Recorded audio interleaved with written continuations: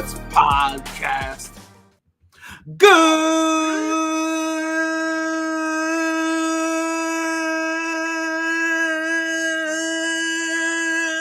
in my soul today.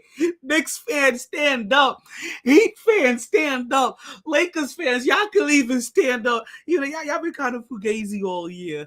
I want all of y'all to stand up. Good evening. Welcome back. Another edition of the MyT Sports Podcast. I am your host, the one and only Talent El Idolo. Nah, fuck that. It's Talent. New year. Save the bear. Taylor. Oh, man. It is another Enfuego day in the hottest city in the world. Coming at you live and direct from South Florida. You're coming from the MyT studios located in Tamarack, Florida.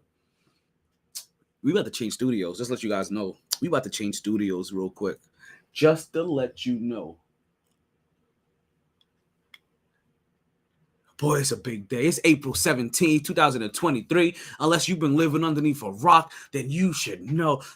As hot as a rock. If you should already know, we got a big show. We got the NBA playoffs. And like I said, unless you've been under a rock, we got the NBA playoffs to talk about. We're talking about where NBA playoffs is where upsets are happening. I don't know if you've realized this Atlantic Pacific love that this NBA playoff has had to it, right? And also, right? Not basketball related, just New York related. There's a party on my city, yeah. You know what I'm talking about. You know what's happening. You see what's happening in New York sports right now. You know what's happening in New York sports. We got a Blue Chew promo code for you guys today as well. You know that, right? Don't forget to get your taxes done. We're coming out to the wire of getting your taxes done. Make sure you get that in there. We got the birthday shout-outs. Ooh, you know how much? Yo, I don't got Instagram up. Your IG. I look a little crooked, don't I? Look like I'm coming in low. Or is that you facing down? That could be that back there. All right.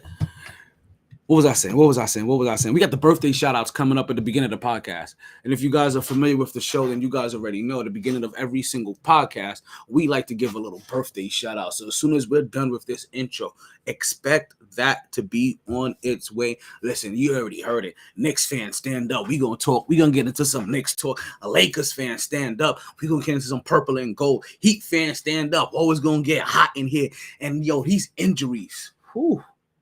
These injuries are making people's pipe dreams possibly come true. Odd makers are shifting their initial thought. We got all that and more coming up next right here on the MyT Sports Podcast. But you know what we say here? Where regardless of the time and regardless of the weather, what is it today? What's the weather like today? Right now, current temperature 75 degrees. It's been raining all day. Right? It's always a blast on the MyT Sports Podcast, right? So let's start talking. Ready to win the game. Hello? Woo! Back at it like a sports fanatic. MyT Sports. Man. Oh, man. Have you guys been around? Have you guys danced with the devil in this? Have you guys watched the NBA playoffs while sitting at the bar with wings in front of you? I'm already taking off the glasses. But you know what, though? You know what? I digress full-heartedly. Let's start off the podcast the way we're supposed to start off the podcast, right?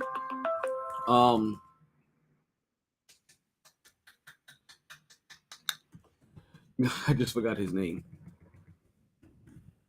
All right, but let's start off the podcast the way that we start off every single podcast, right? And we start off every single podcast with a little birthday shout out. So, you know, I've given you a couple of minutes, right, for all you birthday people to go ahead and get in here, right? But if you guys know anybody that had a birthday, right, and what we do, we give a birthday shout out to everybody that had a birthday since the last time that we was on it, since the last time we were scheduled to be on the air, right? So that last time was Friday. Was on Friday. Shut up, phone. My phone got perfect comedic timing. Don't ask me how it got so good. It sits here and listens to me all day, so you know it must pick up on something. It already reads your mind half the time. Which, speaking of reading my mind, Like, you noticed when I started talking about working for somebody else, like your competitor, and I told him I needed some kind of gear. Yeah, I needed some kind of gear. All of a sudden, you can't hear me. Yeah, keep trying to silence me. You can't silence me. You can't stop my flow. You can't stop my flow. Everybody knows. Yeah, you already know what's going on here. You already know what's going on. Like, listen, birthday people, you know what to do, right? You start tagging everybody you know that had a birthday on Saturday. You start tagging everybody that you know that had a birthday on Sunday. You start tagging everybody that you know that has a birthday today. Birthday shout outs are coming up right around the corner, right? So in preparation, you already know what to do. Go get your drink ready, right? Go crack open that beer. Or pour yourself one, whichever one you do, whichever flavor gets in the ear, right? But you go pour yourself a beer, you crack one open. Pour yourself a little whiskey on rocks, you know what I mean? Something hard on the rocks. Make yourself a little drinky drink, stir it up, stir that cup like it's coffee. Stop it. All right, stir that sucker up like it's coffee. I know, I'm here now. Fully nicked out, I'm here now. Instagram was worried about me. Come on. But I understand some of you ain't drinkers, and you're like, yo, it's Monday, B. I don't want to be sitting here all drunk, you know. Speaking of, I wasn't gonna do it, right? I was just gonna party with the second half of the crew that just likes to, pack a bowl, roll a blunt, roll a spliff, get that fire up that rig. Bleep, bleep, bleep, bleep. Just a little sippy sip, just a little something to add a little spork to it. As you guys already know, right? If you've been here before on the show, we like to keep a game on in the background. Right now, of course, NBA playoffs. We got Philly versus Brooklyn right now. Brooklyn. What we got? We don't got Brooklyn. We don't got Brooklyn represented in the back. Hold up. I must have hit the deck already. You see this? Yeah, we nicked out today, yo. Yeah, you see it in the back. We nicked out today. Hey, yo, come back here. I don't care about you. Nah, store that later. Worry about that shit later. Yo, why is all of my Amazon joints talking about they need some space? It must be. And you know what? I don't keep a lot of stuff on the Fire Stick. I really don't. But I do keep the same apps on the Fire Stick. On every single model, right? Regardless of which generation it is. So I could imagine that after some time, they all kind of running the same issue with the same apps. But hey, yo, get off my case. I'm not here for play. You gonna stop disrespecting me, B. You know what? Fuck you too. See, I wasn't even trying to cuss already. This is why I haven't been able to chance to get on Island TV yet, because you have a foul mouth. You have a big foul mouth. And it hasn't gone anywhere. What are we at? 9:03? Is that what I see on that clock back there looking at me backwards? Wish there was a way to invert you. I mean, I guess I could just... Man, I can't see if anybody else is talking. Hope you got your drinks ready. Damn, did I pour anything in there? Hold on. Hope you got your drinks ready by now. All right. I hope you got your joints ready, your gummies ready, your pens ready, your rigs ready, your blunts, your spliffs, your bag of chips, your hot cocoa. Listen, man, whatever gets you your cup of tea, or your burrito. You know what I mean? Your mushu. Whatever you got to do, right? We're going to get this celebration going on. But yo, don't forget to tag anybody that you know that had a birthday over the last couple of days. Make sure you put their names in here. Drop their names in the chat. We make sure we give them a shout out as well, right? And if you're listening live, like obviously you did get that birthday shout out live. And that's the beauty of listening live. You get that birthday shout out live. If we ain't live, if you ain't listening live, yo, let me know, right? Hit me up. If you catch me within 48 hours of the show, I'll get you, right? If you tag them within 48 hours of the show, I'll start making sure I get them on the next show. Anything more than that, like, nah. So basically, you got until Wednesday to get me the people for Monday. And on Wednesday and on Friday, right? You can get me the people from Monday, but you got, like I said, you got till Wednesday.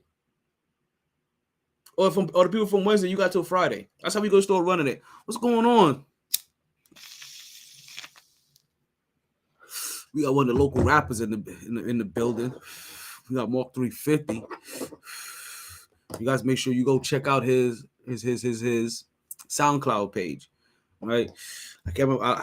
There should be some new music over there. You guys have heard me play his tracks on the podcast before. You make sure you get those birthday people ready, right? Your birthday people are set. Hope you got everybody ready because I can't stall no more. Hey, yo, DJ MyT, do me a favor. Drop that beat.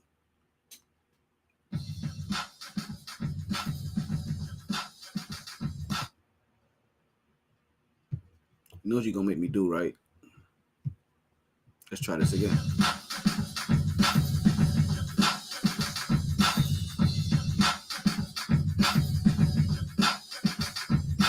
This goes out to all the birthday people that are out there. As you guys know, gotta get those birthday shout outs. Game is tied 51. Cause yeah, it's your birthday. I said it's your birthday. It's your birthday. It's your birthday. It's your birthday. It's your because it's your birthday. We sing happy birthday. Happy birthday, happy birthday, happy birthday. 51, can you do something for me? Can you talk to the option for me? 51. That was the score. I'm sorry. I couldn't help myself. We got a bunch of birthdays, right? You guys already see them scored at the bottom of the tickler. You guys see them. You guys see them, right? You guys make sure you give them your birthday. Give them some birthday love. Hop on their pages, right? Add them on the show, whatever you got to do. Give them some birthday love. First birthday shout out we got was for April 15th. I want to say happy birthday to one of my brethren, James Cooper. James Cooper I knew from the Army, if I'm not mistaken. That's not the right James Cooper I'm thinking about. All right, so old Army brethren of mine. All right, what is so we want to say big, give him a big shout out, right? All right, to James Cooper, right? Happy birthday to you. Then we got the birthdays for April 16th. Another Army sister of mine, the delicious Nalisha. Nalisha. I mean, the cat's already out the bag. Like, damn. I guess I just say that out. I just say the inside shit out loud. I guess that's the reason for the podcast. Like everything you're supposed to say outside, that you're supposed to say inside, I just say it outside. So we have Nalisha McCleary. Happy birthday to you as well. Let's give her a big shout out as well.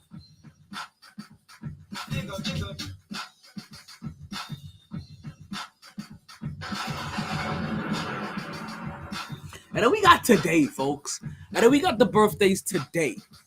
And I am behaving. I am behaving. I couldn't help myself. You know what happens? The inside words come out when I'm on. Period. Not when I'm on the podcast. Like, not when I'm on the air, just when I'm on. And I'm on tonight. You guys already know the motto. Like, if I'm smiling, then I'm wilding. And I'm definitely smiling right now. So I'm going to be wilding this whole entire podcast. I got no reason to be upset. Now, this is the NBA playoffs. And I have no reason. No reason. You see the S on my chest, followed by that Nick. I got no reason to be upset today. None. I could be disappointed by a few individuals, but I have no reason to be upset tonight. I'm on one. Baby, I'm on one. Happy birthday to Alvaro Jose Salgado. Hey, I had to look at your picture again. Damn it, I already forgot. This one. Happy birthday to that brethren. Orange and blue skies, baby. Orange and blue skies, baby.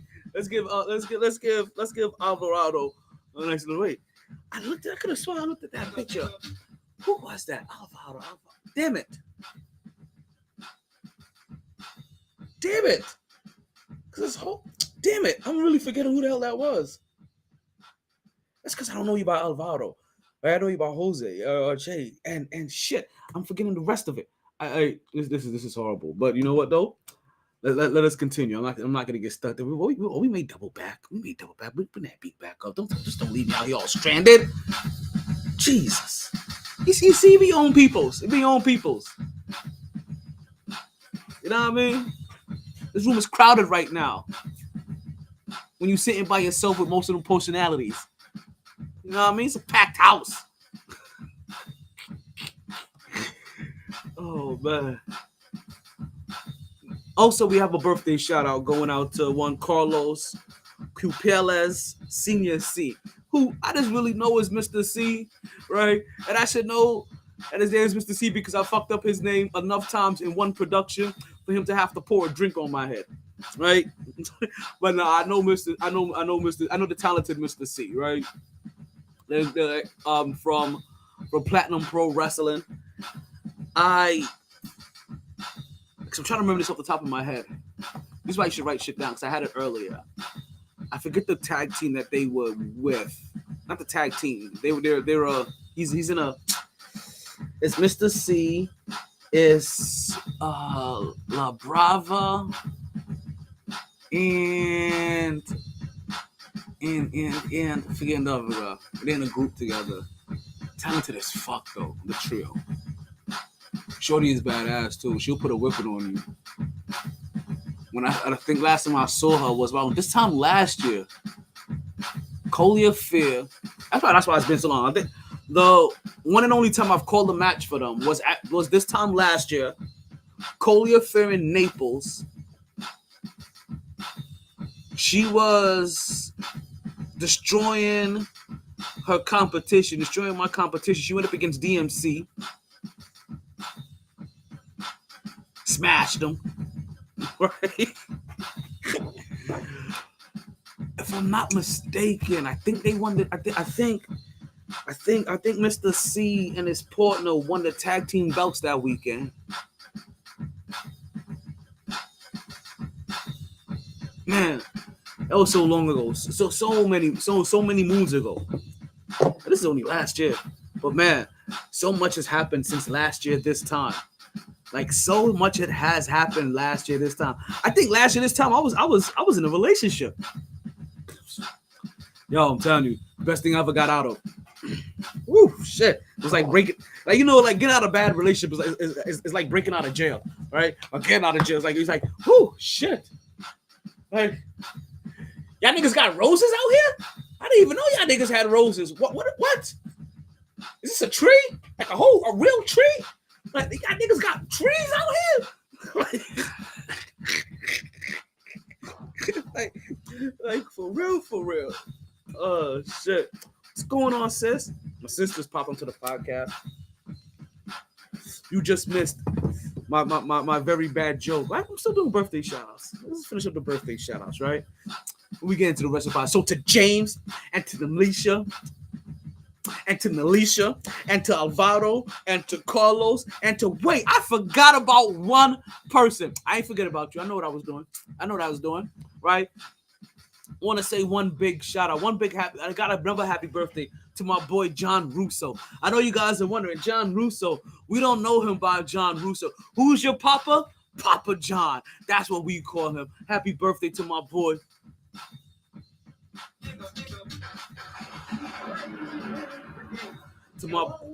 To my boy Papa John as he celebrates his I am old as fuck birthday.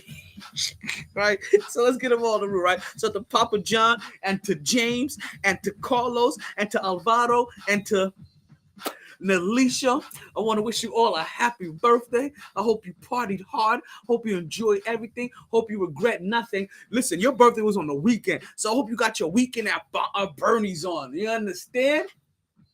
And you continue to stay my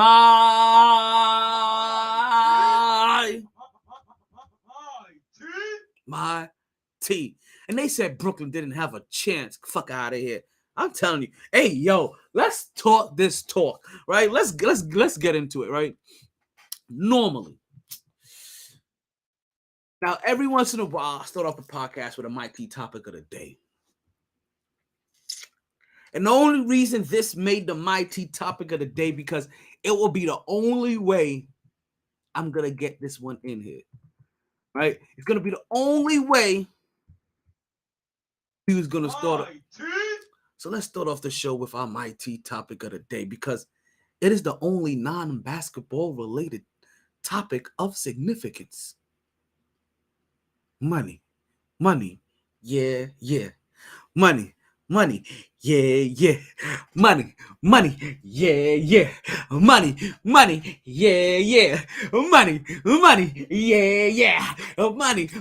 Yeah.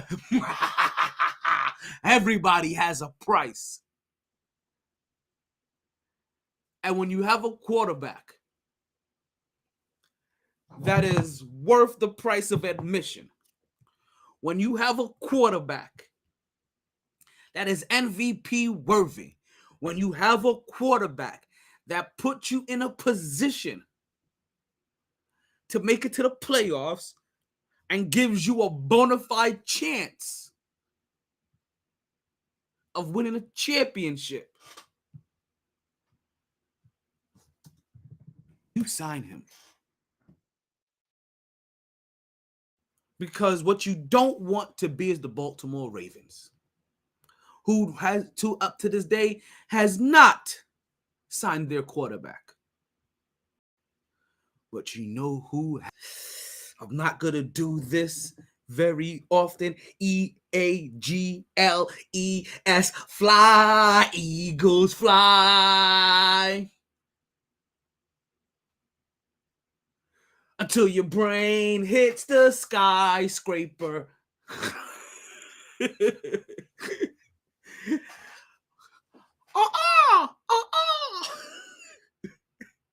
To quote Shaq.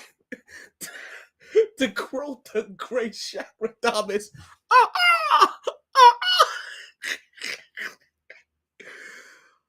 But the Eagles signed their quarterback, Jalen Hurts. Oh, it hurts so good. So good to see this man gets paid $255 million. Can I get a...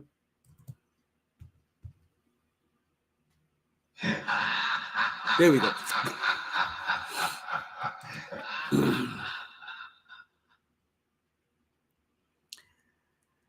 Now, this is not 255 million guaranteed, but it is 179 million guaranteed. The Philadelphia Eagles did what they were supposed to do. They made the right move. Now, you can be stubborn and believe it, and it's gonna be hard. And I know this isn't a day to talk Lamar Jackson. I know this is not a day to talk Baltimore Ravens because this is an accomplishment for Jalen Hurts.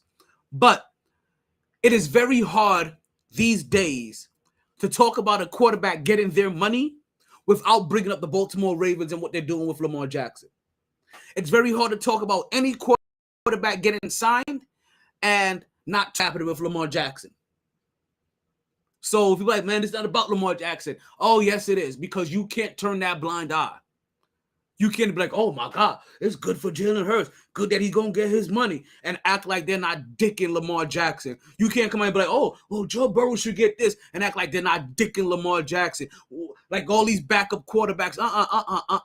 We are not going to sweep this underneath the rug. We shall not be moved off this subject.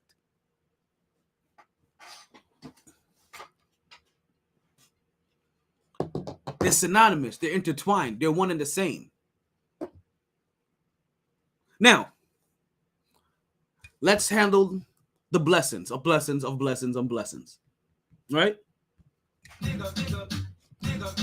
To Jalen Hurts on securing his bag. He did what he was supposed to do, right? He did what he was supposed to by taking his team to a Super Bowl, right? Because he competes at the highest level and doesn't take any time off and continues to prove that when it comes to Tua got a tongue twister, Jalen Hurts is the one while he's the Tua.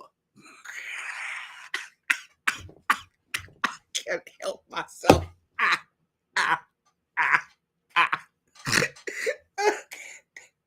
Sorry. Oh, fuck. I'm a madman.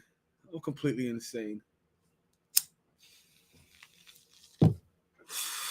Listen, I see you over here, KJ. Tell me, listen, Jalen Hurts came through on the bets for Philly, made him look good, help him make some extra dough on the side. You know what I mean? Just like the Sacramento Kings have been doing for me all year. You know what I mean? That bet came through for me.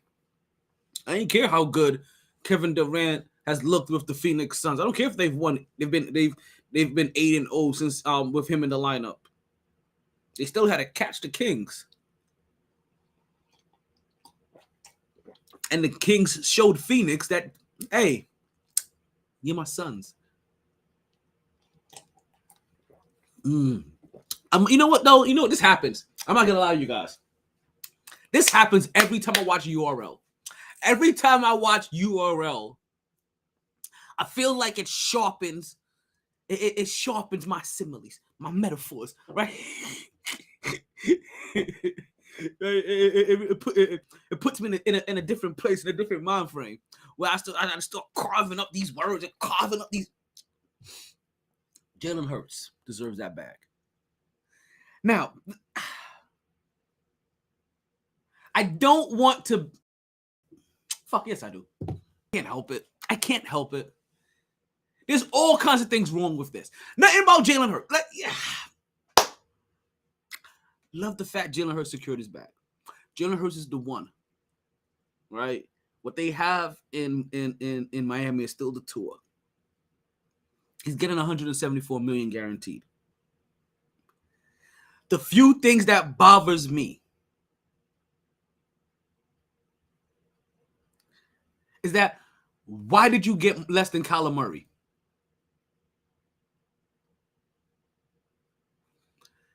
Is a no trade clause worth $10 to $20 million in negotiations? Because that's what Jalen Hurts got in his contract. He did get a contract where he has a no trade clause. He is getting the highest annual paid salary of quarterbacks, right? Of all these new quarterbacks out there, right? So there's a couple of things that they did do, right? To show them, it's like, okay, you know what? We can't give you more than so-and-so. That's what I still understand. People don't understand. More than Patrick Mahomes right now is not saying that you're better than Patrick Mahomes. It's just saying inflation has caught up. Let's not forget, and keep this in your mind frame. If Patrick Mahomes had to command a single season dollar amount suddenly, it would be more than Aaron Rodgers. And Aaron Rodgers is getting over $60 million. Slightly over $60 million. He's going to get more than that.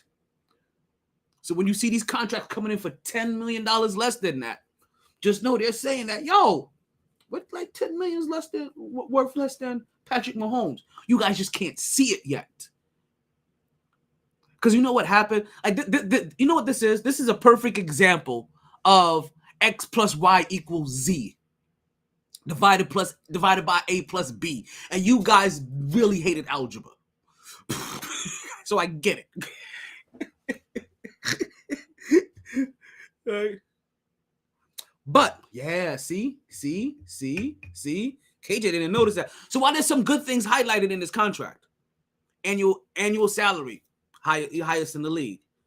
No trade clause, meaning that if Philly suddenly decides, like, you know what, we want to go another direction, We want to try drafting another quarterback in the next year and see if we can, because maybe I decide where the fuck I go now. You're not gonna send me to Cleveland, to Houston. You understand? You're not gonna try to bury me in one of these no-name teams so that my career could be over. No, I'm gonna dictate where the hell I go after this. But is that worth less than Kyler Murray money? Somebody that needed a study clause in his contract. And I know they pulled it out, but again, like, we all know. Sorry, I couldn't even help myself. Oh man, Cleveland, this is for you. Right? You get paid less than somebody that needed a study clause in his contract. And I know he doesn't have a study clause in his contract. Thank you. But not having a study clause in his contract is just basically them just reneging. It's basically pulling out. And we know how guys lie about pulling out. Hey, did you pull out? Oh. Yeah. Right?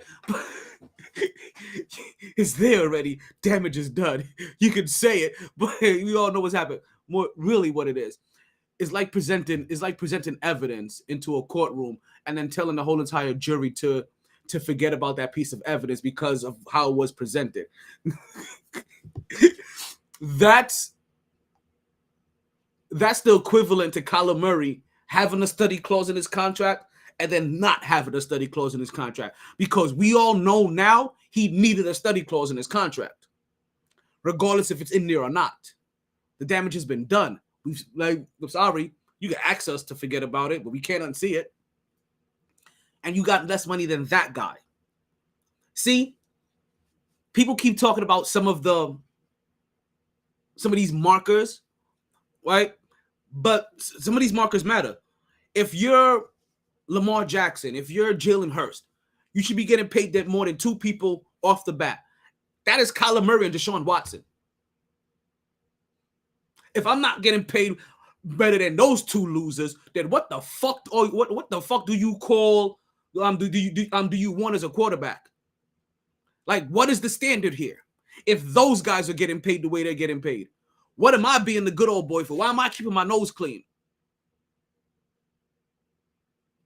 If I can't get more than those fuck ups. So that should be one. Those two guys, like every quarterback that's deserving of it should get paid more than them. And like everything else run it. So Jalen Hurts, also very team-friendly contract, right? Because the Philadelphia Eagles have been they've been adamant, very stating the fact that they want to keep this together as long as they can. They want to run this back with this squad. And you should.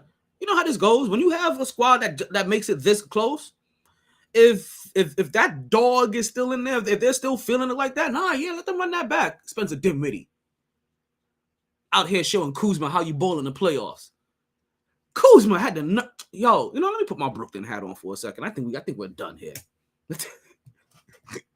I think we're done here. I wasn't even going to talk Brooklyn today. Well, Brooklyn is on, and we playing Philly, and we just talked about the Philadelphia Eagles. So let's just go ahead and fly right in to the 76ers game.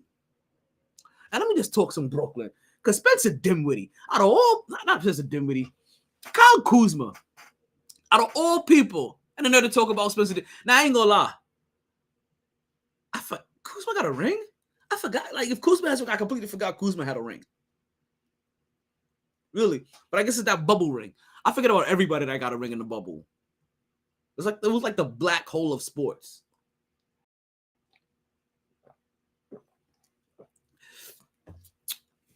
But you seen this Kuzma and Spencer Dinwiddie trash talk going on, and this is really funny because it's the trash talk of the mediocres, right? It's not even like it's the upper echelons guy, the best of the best. It's the trash talks of the mediocres, of the role players, of of the, you know what, if so and so goes down, you know what I mean, next man up, man. I'm the next man up guy. But Spencer Dinwiddie has been way better in his role than Kyle Kuzma ever has in his role. If I'm not mistaken, didn't Spencer Dinwiddie, he was Evo, he win most improved player 1 year? And that was the year that he was in Brooklyn. The first time he was in Brooklyn. I know he's back in Brooklyn. I want to say if he didn't win most improved, then he was a candidate. And Kuzma has never even been a candidate for most improved. Hasn't even been a candidate for six man. Mr. Dinwiddie's been he's a candidate for both. We've seen him lead us. We've seen him lead a team in Brooklyn, lead them to the playoffs. You guys forget that the team that Kevin Durant talked about loving and wanted to be a piece of and liked the way that they played, that was the Spencer Dinwiddie-led Brooklyn Nets. That was that squad. That was the reason why they thought, okay, maybe we could get Kyrie in here. You know, he can't, like, you could do the same thing that Spencer Dinwiddie does, and maybe we could get a couple more wins. Didn't realize that, yeah, while the game may be better, styles may be similar, whatever you kind of want them to do, the leadership, you know, and the way it was going to affect winning, truly affect winning, and not just impact their stats, is going to be completely different. We continue to see the kind of shitstorm that Kyrie Irving brings with him. And it's just a storm of non-winning. That's really what it is. I don't understand how Dallas fell off so bad after acquiring the talent of Kyrie Irving. I feel like Kyrie Irving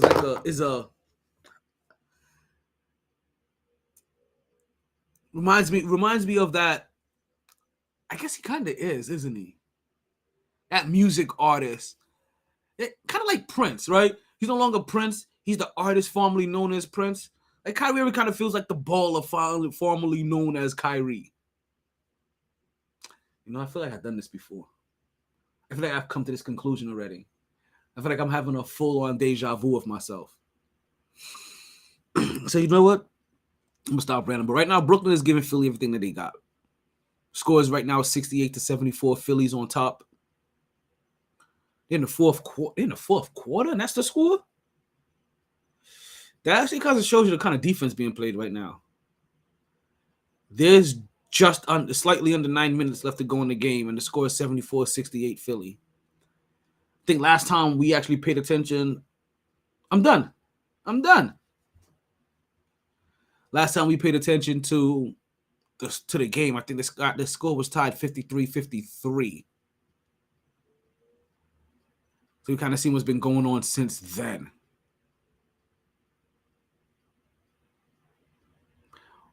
Now, most people don't even give Brooklyn a chance. And I haven't seen Brooklyn has a chance to win the series. I thought people are not giving... people don't even give... Which is another thing. Listen, I know it's weird. Like Kyrie's just one of them weird ass people that you kind of gravitate towards him when you in certain topics, right? And I know he's not in the playoffs, but that's another thing. Dallas is supposed to be in the playoffs. Dallas was supposed to be in the playoffs until their punk ass owner decided that, oh, I'll rather lose and take myself out of the playoffs then just give myself a chance at taking this from the 8th spot when you have the talent of, when you have the baller formerly known as Kyrie and also Luka Doncic. Tell me that you don't want to take a shot at it? A chance? But you know what, though? That explains why Dallas probably wants Kyrie back next year on a long-term contract. Because if Mark Cuban is okay with quitting so easily on the franchise and team just to get a draft pick, he has no problem with entertaining a guy like Kyrie that quits on his team all the time. They're basically one and the same. And you know what? You know what though? You know what? You know the other thing about it that even makes it so crazy. They tanked so they wouldn't get a chance. So they right, and didn't give themselves a chance at an NBA championship, right? But they tanked to try to give themselves a chance to get into the top 10 of the lottery. So they don't have to give that pick up to the Knicks and try to get what about your mama? Because think about this. From where they're at right now, they're not even in the top 10 yet of worst records. They're not in that top 10. They're in that top 14. They got to get into the top 10. So they can still do all this, and the Knicks can still get their draft pick. And I hope that's what happens. Despite for a retro.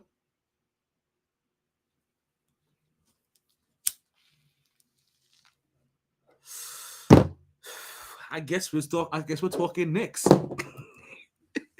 I guess we are talking Knicks. Yo, can I get a K? Can I get an N?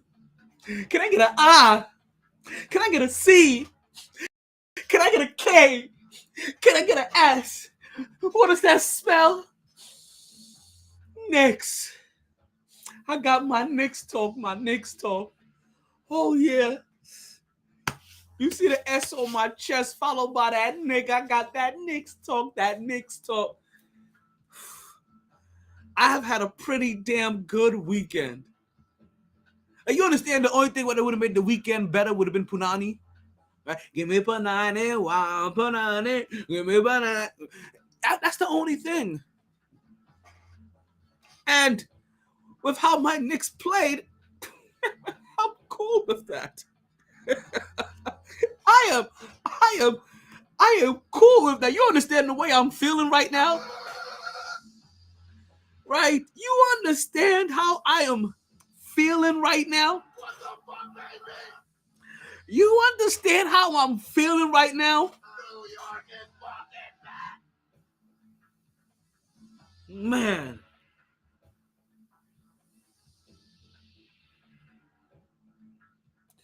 Yo, I'm really mad that Domino's is trying to make tater tots with cheese and shit melted on it look like a goddamn gourmet meal that their finest of chefs had to concoct for their high-valued customers. Like, nigga, it's tater tots with melted cheese on it. You understand? 5-year-olds have been doing this in the microwave forever.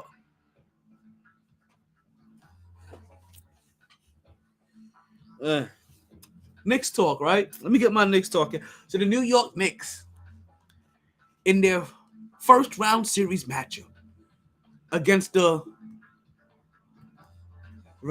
Ohio Bullies, right? The cunning Cleveland Cavaliers. This is for you. Sorry, I'm gangbanging on Tater. I'm in a good mood. I got to bang on somebody, right? I'm in a good mood today. New York Knicks took on the Bullies of Ohio, the cunning Cleveland Cavaliers, This is for you. in a 4-5 matchup where the New York Knicks were the underdog. They were the lower seeded team. They didn't have the superstar, the megastar, the spider, MVP candidate, former MVP candidate, Donovan Mitchell. Nah, the New York Knicks missed out on him twice. It's been pain in Knicks' hearts for 5 years in this last cycle. In the Donovan Mitchell cycle. For 5 years. Dealing with that outcome.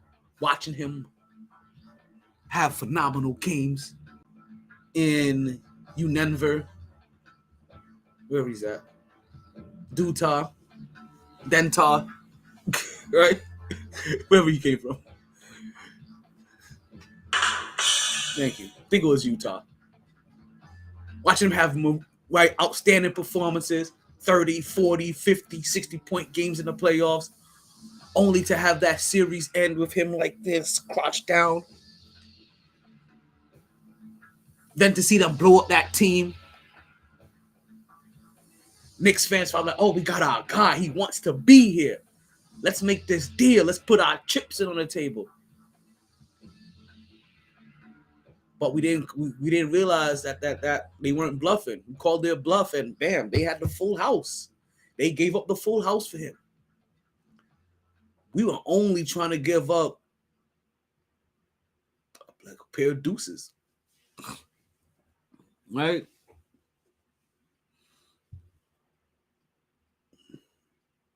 So then the animosity started to build again. Not even animosity towards Donovan Mitchell.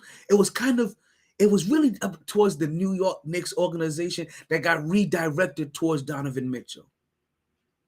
Then the season started. And the game started to get played. And that first matchup happened. And the Knicks took Cleveland down. And the chirps started.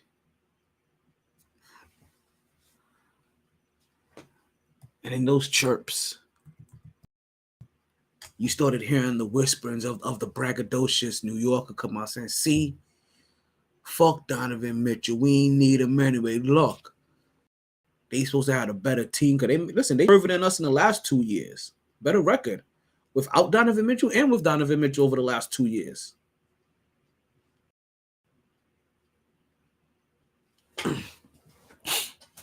Like I said, we were basically the same team. They just got Donovan Mitchell. And we got Jalen Brunson. Both of them should have been all-stars.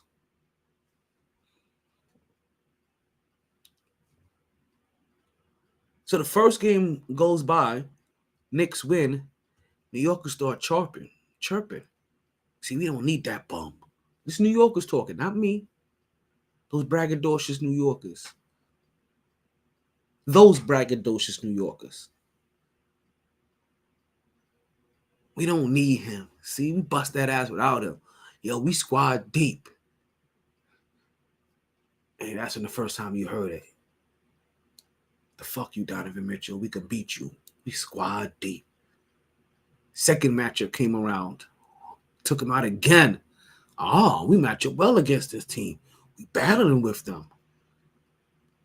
The end of the season came around. Things started mattered more. Every game had something on the line. And with chips all on the table, decent amount of chips on the table, a significant amount of chips on the table, the New York Knicks pull out another victory, beating the Cavs 3 times this season. And then the perfect storm happens. We're matched up against Cleveland. First round. And Knicks fans and Knicks players came into this series and game 1 with a firm belief that there's a chance that they can win this game. With a firm belief that we can overcome. No. We shall overcome. And overcame they did.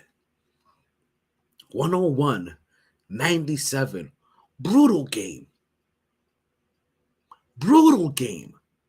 When I say brutal, I'm talking about edge of your seat. As the Knicks were up 10, 12 points, you see them doing what these Knickers like to do. That's what I call them when they're acting up. Yeah, I call them my Knickers when they good, acting good too. Watch your mouth. I heard a couple of you out there. Watch your mouth. Watch you say that around. You get slapped.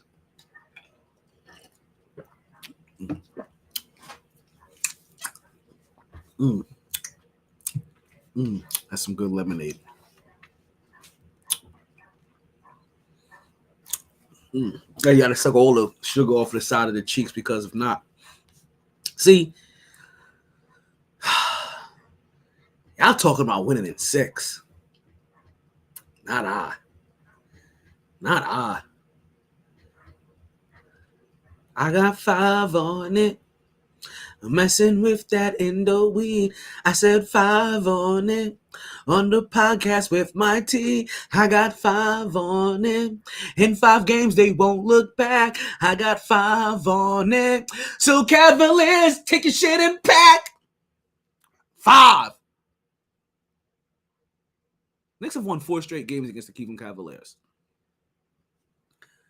They didn't even get the Knicks' best game. Now, I can't say, oh, so we got the Cleveland Cavaliers' best game either.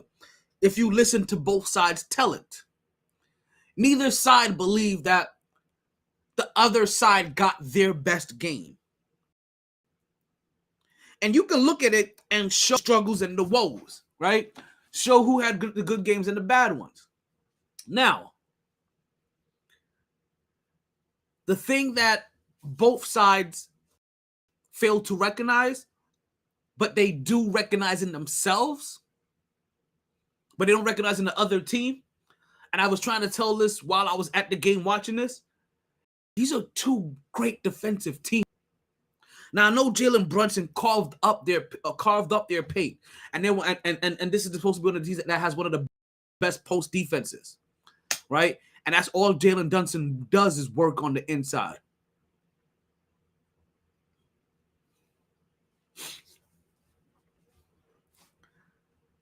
So these were 2 of the great defensive teams. So there's gonna be some give and take.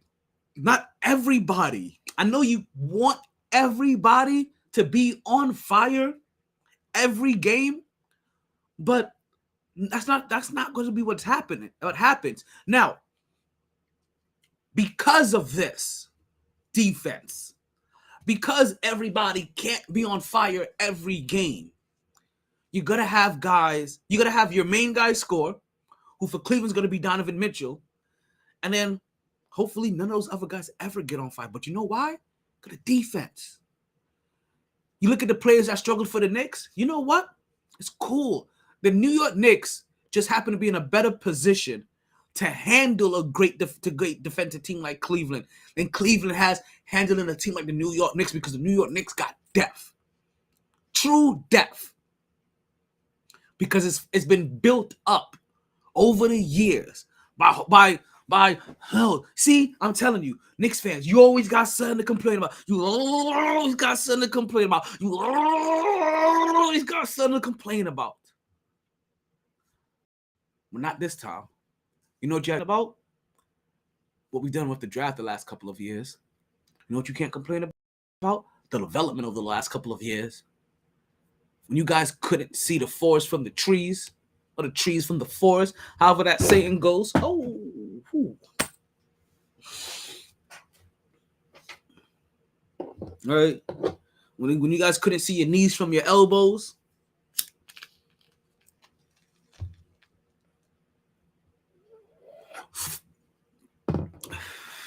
You over here thinking that, you know what? The Knicks aren't developing right. They need to play these young guys. Oh, but you see it now.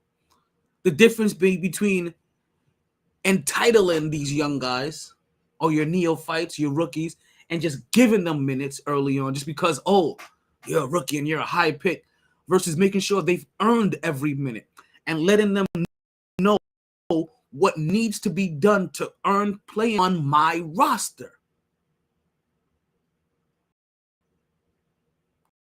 Now, you know what that is now? That's also now a coach.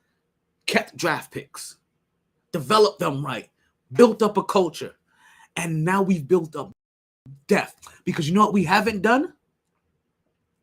Is what I said that Cleveland did to get Donovan Mitchell. We didn't give up the farm. We didn't even give up the house. We didn't give up the boatload. So now when RJ Barrett ain't playing right, Emmanuel Quickly could come and step up. When Emmanuel Quickly ain't playing right,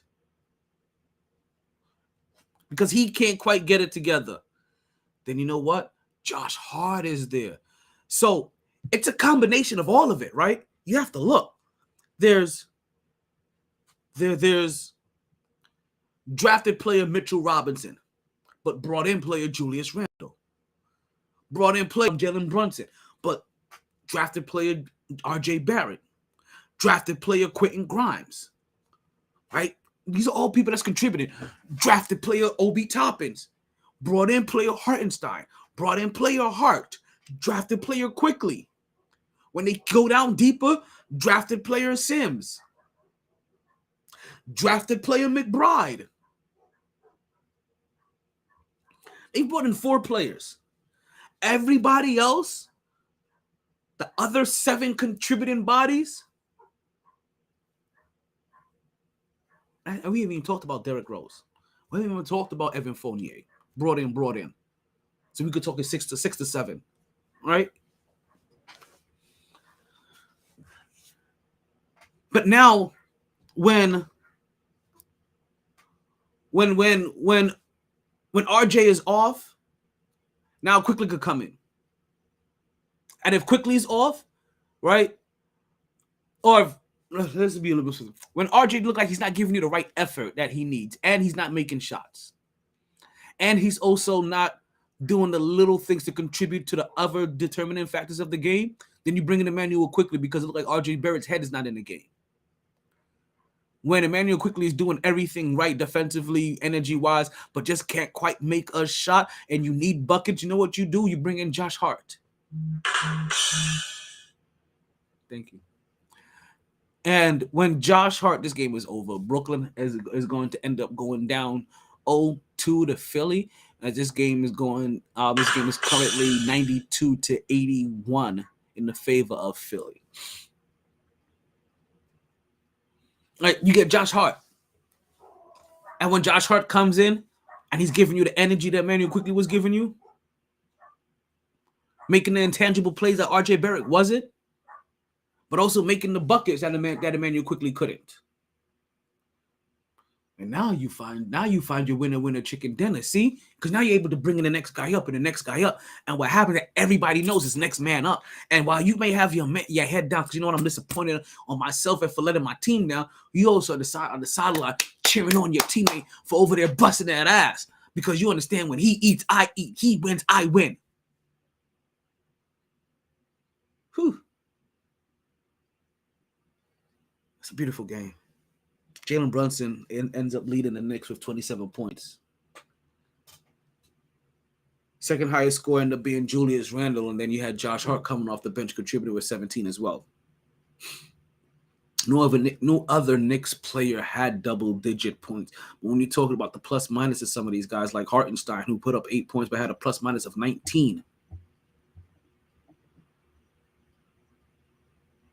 Now, Mitchell Robinson's plus-minus looks kind of bad, but if you look at the hustle plays that he had, the continued loose balls that he went after, offensive boards that you understand, the New York Knicks, I think, had 17 offensive boards. Mitchell Robinson's responsible for 5 of those. Hartenstein is responsible for the other 5 of those. Julius Randle, 10 rebounds. Hartenstein off the bench, 10 rebounds. Mitchell Robinson, 8 rebounds. We crashed those boys hard. Played defense hard. Made sure we got off after the rebounds.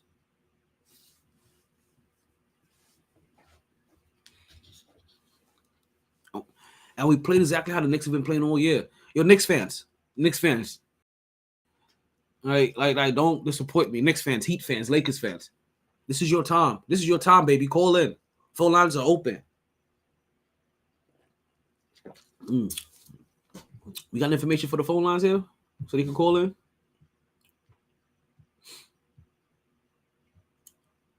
You disappoint me, brethren. You got to get that fixed. But if you're on the Podbean, if you're using the Podbean app, right, use the call-in line through Podbean. If you have Instagram, you can call it through Instagram. If my phone number, call me on the hotline. All right, or you could join the behind the scenes cam if you've gotten that before. Only a few select amount of people get the behind the scenes camera invitation. So if you've gotten that before, then hey, call in. You guys have a direct line straight to the Mighty Sports Podcast.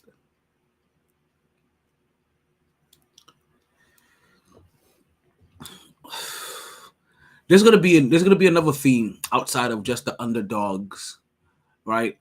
Being able to get their bone for game one.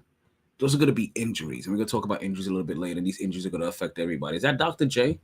You know, it's so funny as I see Dr. J creeping out the arena. Is that Phil Jackson? That's not him. Oh, no, that's Calipari. I was just wondering, right? You see all of these athletes, kids, and spawns, and all this other stuff. How come you don't ever hear about Julius Erving's offsprings? Or his lineage? Or, you know what I mean? Like, his people. Like, whatever happened to that? Like, I don't know why that popped through my head earlier today, but I was just wondering, like, yo, where's the seeds of Julius Erving in the current makings and intertwining of basketball and influence of basketball?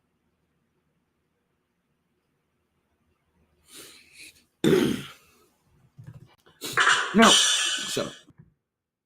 Both of these teams had a hell of a time off, right? Had about a week off. Now I say both of these teams. It wasn't the same way for the Miami Heat. Miami Heat end up, that's the Philly game. They won 96-82. Maybe. We'll see if Philly has to put up another shot. And if they do, if they even attempt to even make it a worthwhile shot. They do. They have like 5 seconds left on the shot clock. Let's see if they run the shot clock out or if they actually attempt something. No, they allow them to get the steal. And they get the steal, and Brooklyn gets a quick dunk. And Philly holds for, they're going to hold for the last 8 seconds. 96-84. Philly.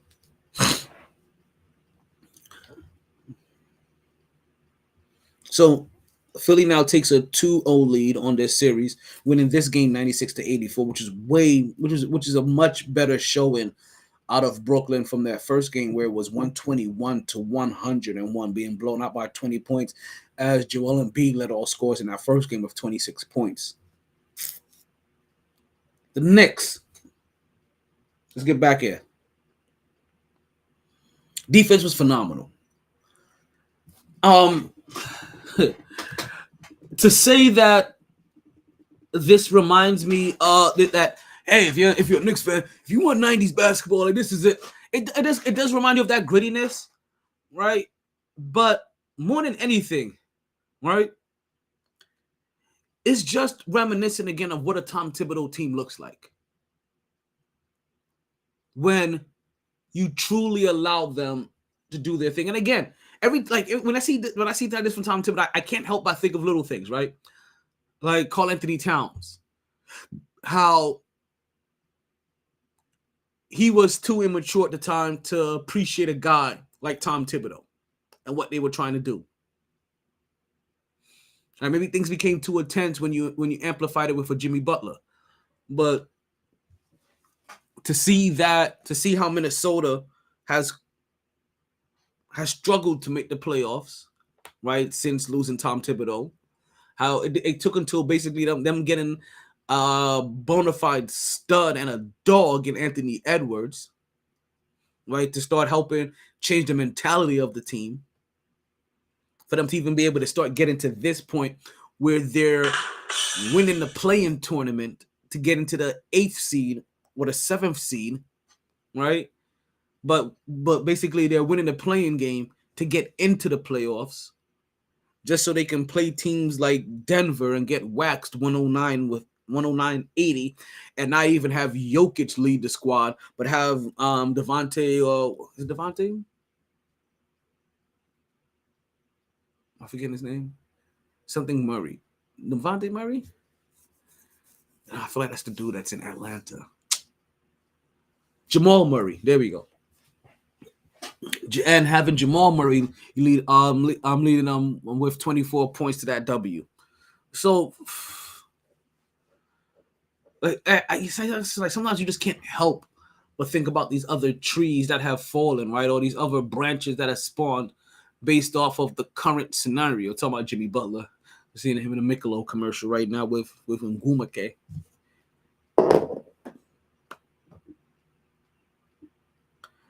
So I'm not.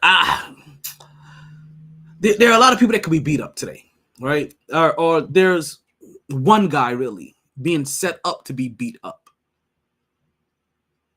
and that's RJ Barrett. And we talked about it earlier. RJ Barrett with 7 points.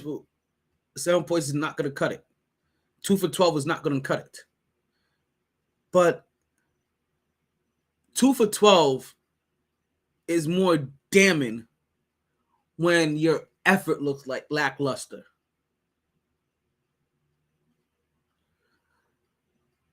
We can deal with 2 for 12.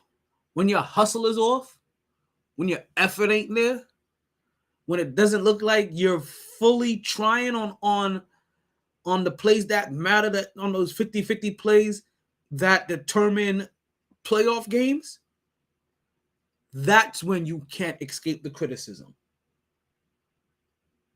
That's when you're going to be pointed to and you can't be defended. So, because Emmanuel Quickley didn't make one shot. Emmanuel Quickley did not make one shot. Yeah, he's not going to get beat up today. Effort was there. Defense was there. You can see it. Now, RJ Barrett isn't a, what's the word to say?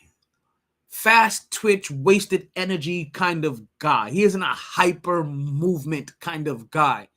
He is a slow, methodical player. Like people talk about, I think it's Kyle Murray, they call him slow-mo.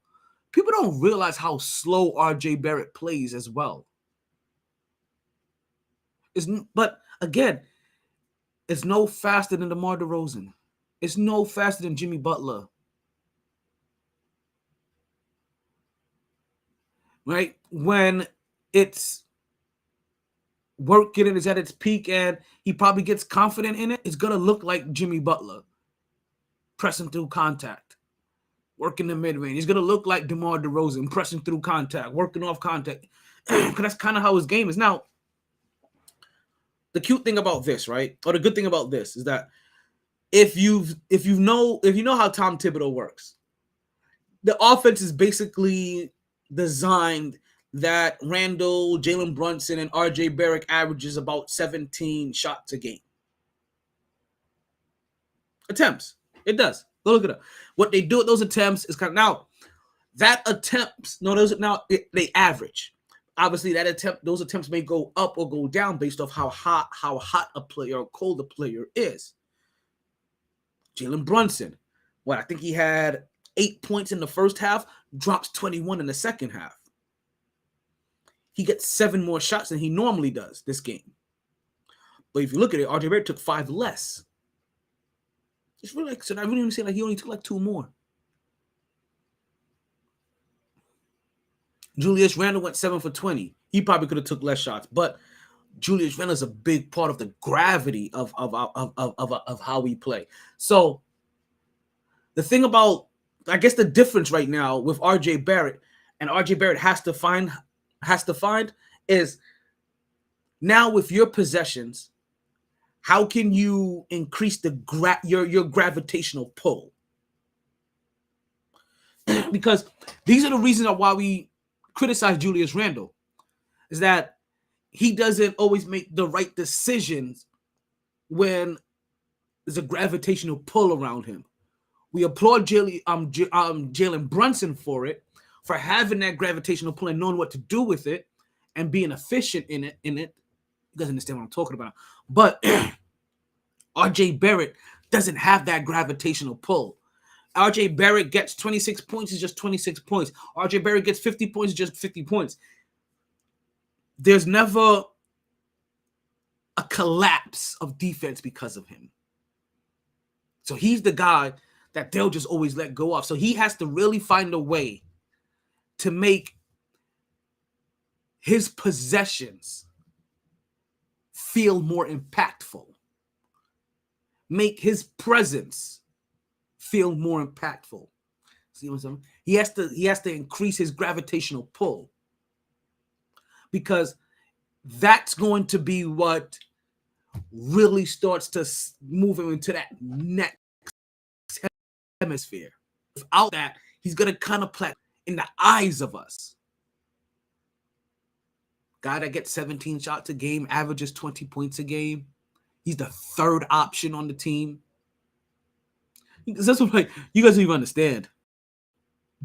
Sometimes, and I brought this up last time for Knicks fans.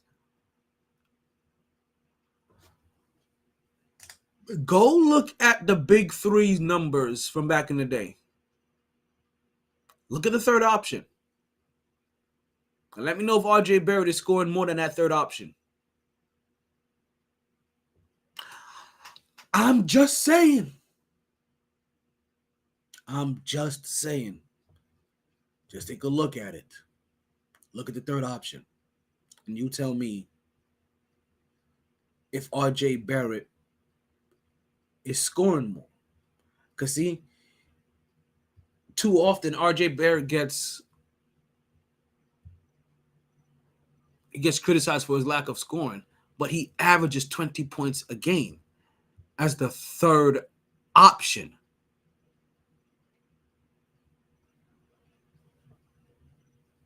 On 17 shot attempts. So let's say he shoots 50%. Right?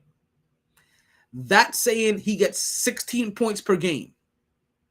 He's getting 20. Which means every shot now is being worth, was that 2.5?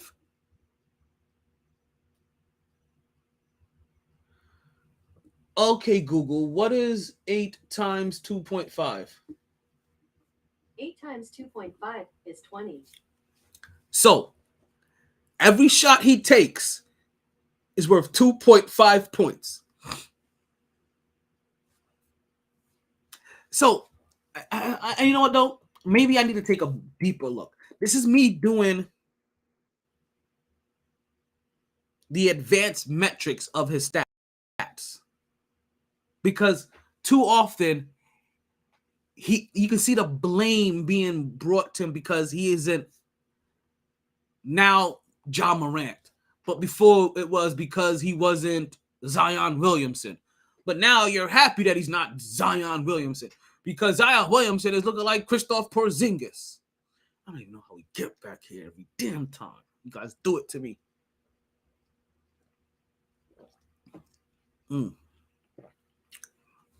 Let's get back into this game.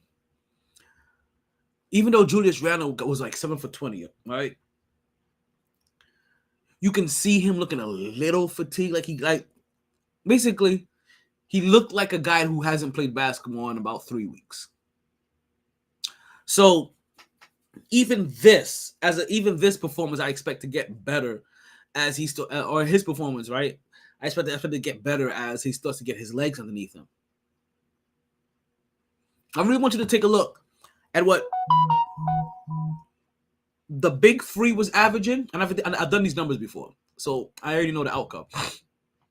But look at what the big three was averaging and what the New York Knicks' top three scorers are averaging. That's all I'm saying. That's all I'm saying. They have a pretty good team, and they have a deep team, and that depth showed up against Cleveland because they didn't have to give up the boat to get Donovan Mitchell. They were able to hold on to a lot of the pieces that were key into the win over the Cleveland Cavaliers and Donovan Mitchell. I think this is what I was trying to get to this whole time.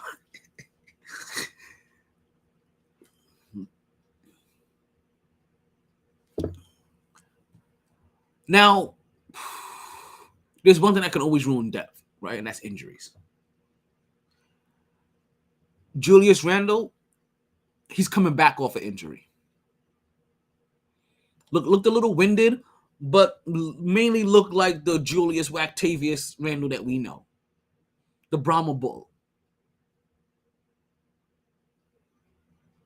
Actually, you know what? Let's find this out. Okay, Google, which bull was in the China shop? Here's the definition of like a bull in a china shop. Okay, Behaving Google, recklessly in club. what kind of bull was in the China shop? On the website merriam-webster.com, they say a person who breaks things or who often makes mistakes or causes damage whatever. in situations that require careful We're thinking. gonna call or it the behavior. Brahma bull. I also found an Okay, answer to Google. this question.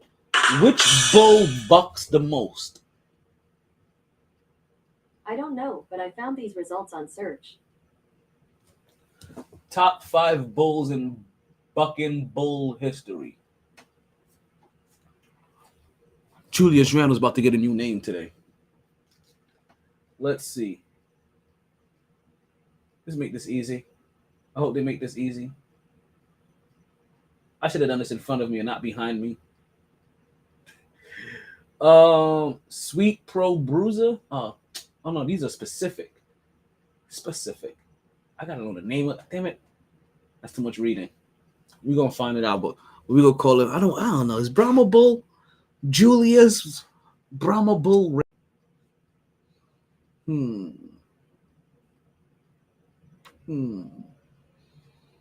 Brahma Bull Julius Randle.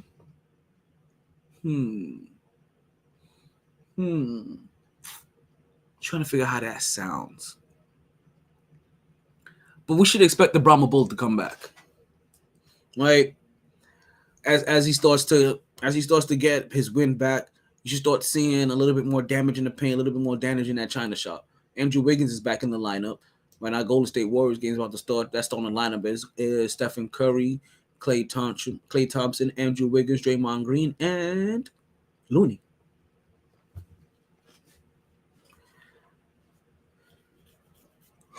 Green fucking giant.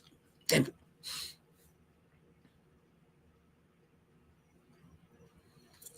Now, as far as other injuries are concerned, the New York Knicks, Josh Hart is going to be questionable for the New York Knicks. Not quite sure what his issue is, to be honest with you. I just heard that. Is that one of you joining? Is that the noise I just heard? That was. What's going on, Pimpin? You let me know when you're ready to connect. So, what am I looking?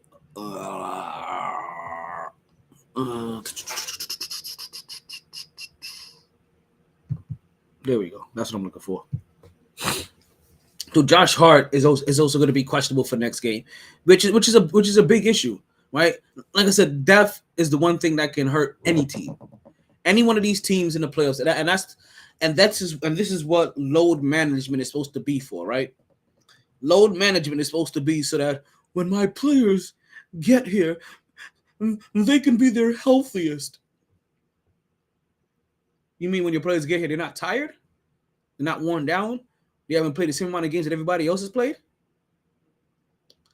Because Josh Hart's injury is not because, I've just played too much. No, he got an injury.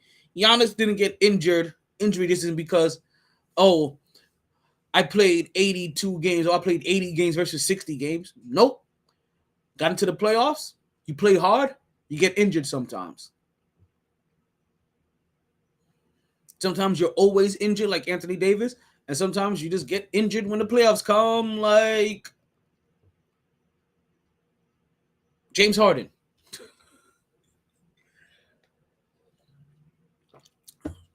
I know you guys are talking about, wait a minute, what about James Harden? Let's not go James Harden yet.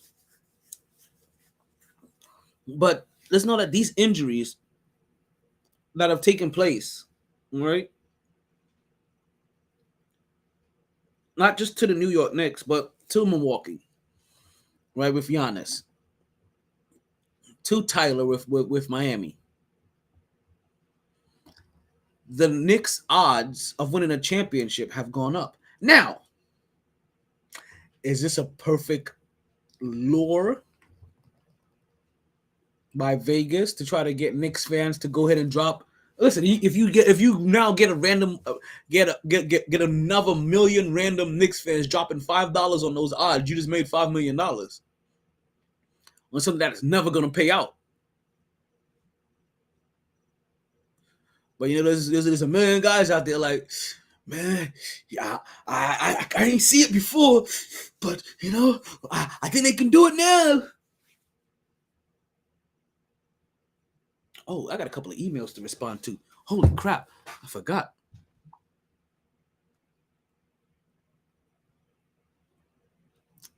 I know you wonder, like, damn, T, you couldn't wait? No, I could not wait. I just realized one of the emails that I saw, what it said. Also attached to the term sheet. Also, please see for notice to report. Please reply all to confirm your attendance. Also, reply all. Yes, I will. Reply all. Yes, I will.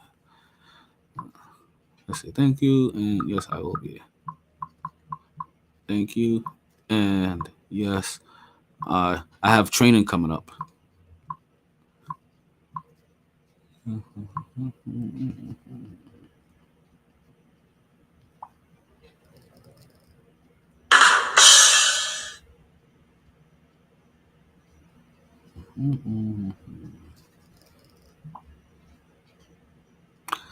Okay, that took care of one email. Sorry. I still got another one I gotta send as well. I have one more. But let's see. Odd makers switched up their odds. And I think the Knicks went from 13,000 to 3,200. Plus 13,000 and plus 32, something like that. The odds have shifted since all of these injuries and since all of these games have concluded for game 1 of the NBA playoffs.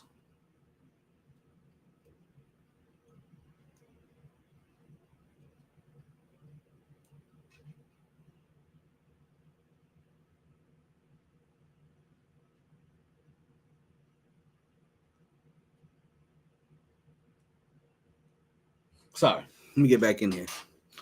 I'm over here watching this Golden State and Sacramento game. This game has officially started. Sacramento is up early as Sacramento crowd has been already described as being one of the most hectic atmosphere that has been heard in most recent playoff history. And it makes me excited to hear what game 1 or that first game is going to sound like when they get back to New York, or how I want that crowd raucous. Like, don't get showed up by Sacramento. Don't let them outdo you. Like I said, the Knicks aren't the only ones suffering from injuries. The Miami Heat and the Milwaukee Bucks also both suffer from injuries in their game 1 matchup. First they would have Tyler. Ooh, look who's back. First they will lose Tyler Hero early on in the game with a broken hand, leaving the one capable Jimmy Buckets to go out there and have to carry the scoring load for his team. You know, it's so odd that it took Tyler Hero going to the Mavericks in my season of 2K for the Mavericks to finally make it to an NBA Finals. Excuse me. And I got Giannis, y'all. I got Giannis and Anthony Edwards. Back-to-back years. Free agents. We got $100 million over the salary cap, though. That's ridiculous. I'm like, last year, we're not deciding anybody. I'm about to lose that whole squad.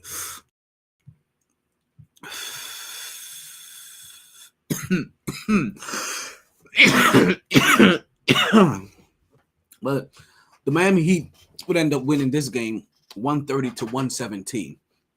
As stated, Tyler Hero will go out early with a hand injury, leaving Jimmy Butler to take on the scoring load, right? Leading his team with 35 points. Tyler Hero will end up putting up 12 points before leaving with only the rest of the Miami Heat rallied back. It was one of those four, even though it's 130 to 117. This game looked as tight and as physical for most of it as that Knicks Cavs did.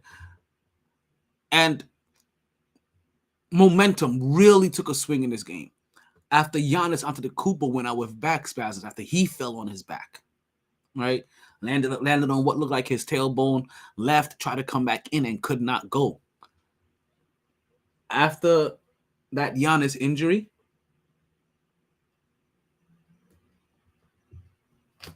after that Giannis injury,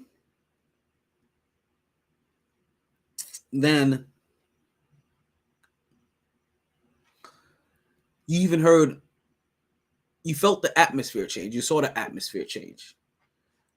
Not so much, I couldn't even tell so much about the players, but more so the crowd, the audience, the arena, the energy, the feel.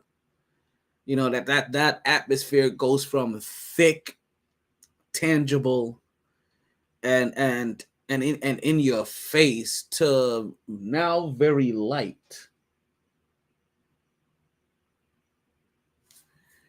Right? Very translucent. Very up in the air. And that's what it was. The injury of Giannis left that game up in the air. And Miami took advantage of that scenario. And the thing about it, Milwaukee has been here before. Now, the crazy thing about it, they've been here before in two different scenarios, right? They've been here before where they've lost the first game of the first of the fight. They've lost the first game to go on and now lose the series to the Miami Heat. They've lost the first game to go on to win a championship. And now we're about to find out what happens this year. And, man, you can't tell me that these playoffs this year aren't crazy. Like I said, we have Knicks Cavs that the world may not be super involved in this, but if you combine to the storyline of the New York Knicks and this Donovan Mitchell rivalry, but also that may not even matter when you got 70 million New Yorkers that's tied into this. When you got 250 million New York Knicks fans all across the world tied into this. And then the 15,000, Cleveland fans. Disrespectful. So disrespectful.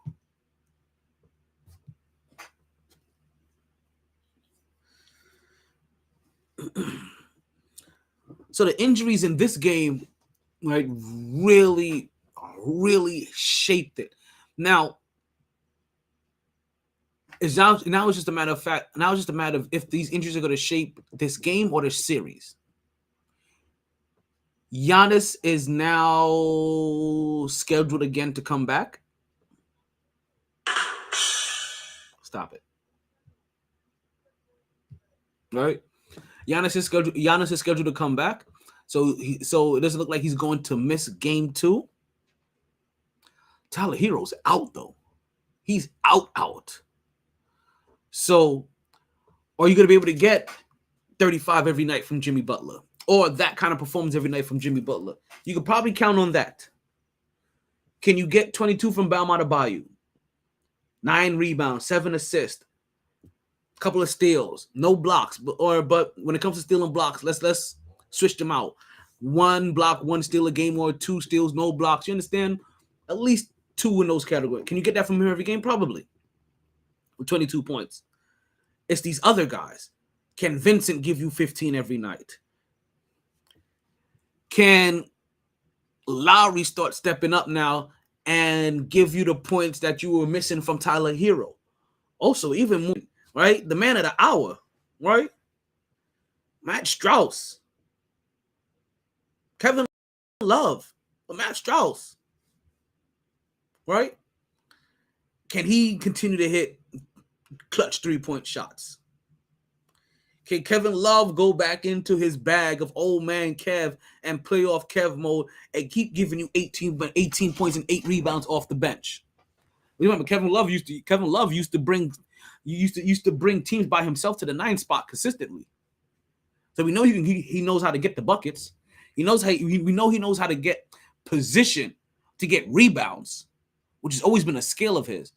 Steph Curry, like he's limping. What just happened? Steph Curry drove to the lane and he landed weird.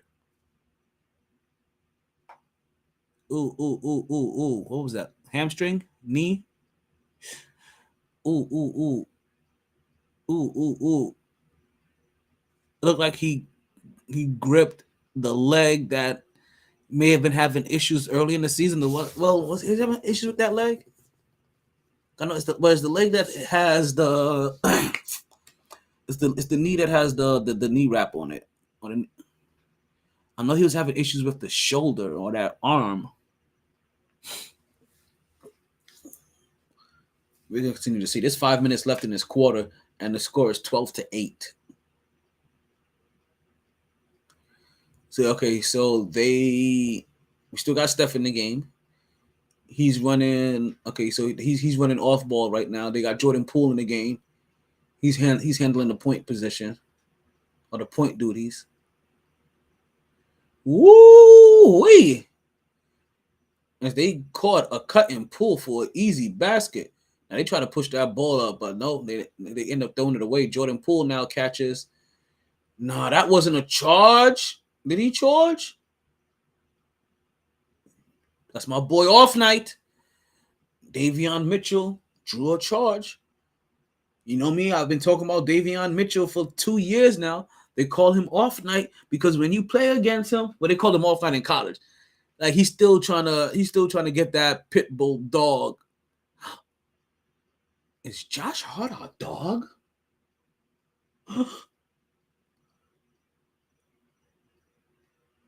I was looking for the Knicks to have to get a dog, one of those aggressive kind. Oh, is Josh Hart a dog?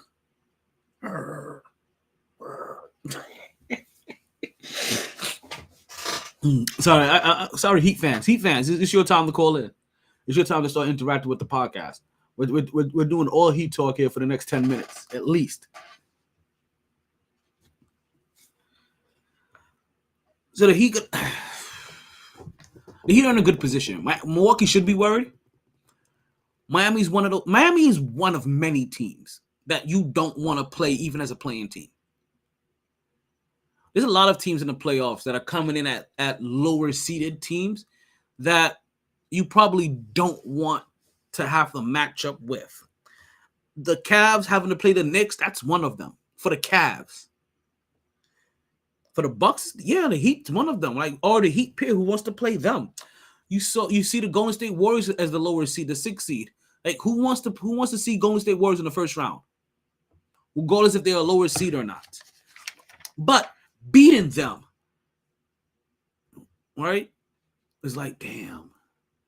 You know what? Yeah, we earned this. It's a confidence booster.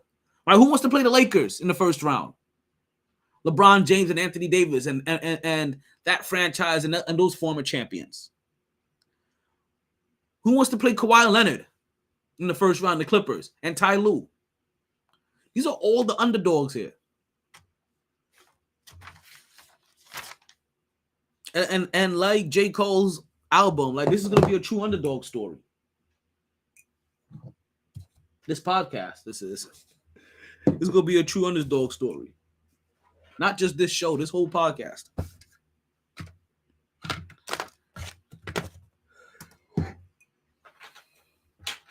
So I just worry about the Miami Heat, right? And again, see, this could be me also falling into what I talked about earlier with the Knicks and the Cavs.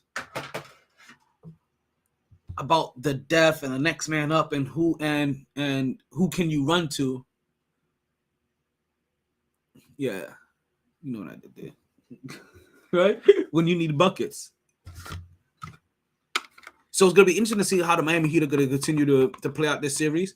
The injury to Giannis completely changes the dynamic of how we perceive is going to be the outcome of this. But it's not just us. Like I said, Vegas already started shifting their odds based off this Giannis injury. Now, even though Giannis is going to come back, we're going to have to see how effective he's going to be, right? In this next game and in the games to come. Miami can be a physical team at times. They definitely play physical offensively. So let's see if their style can lead to enough discomfort in Giannis to make him not be the freak on the court. And just have him be Antetokounmpo, the Greek freak. When we want Giannis Antetokounmpo, the African freak.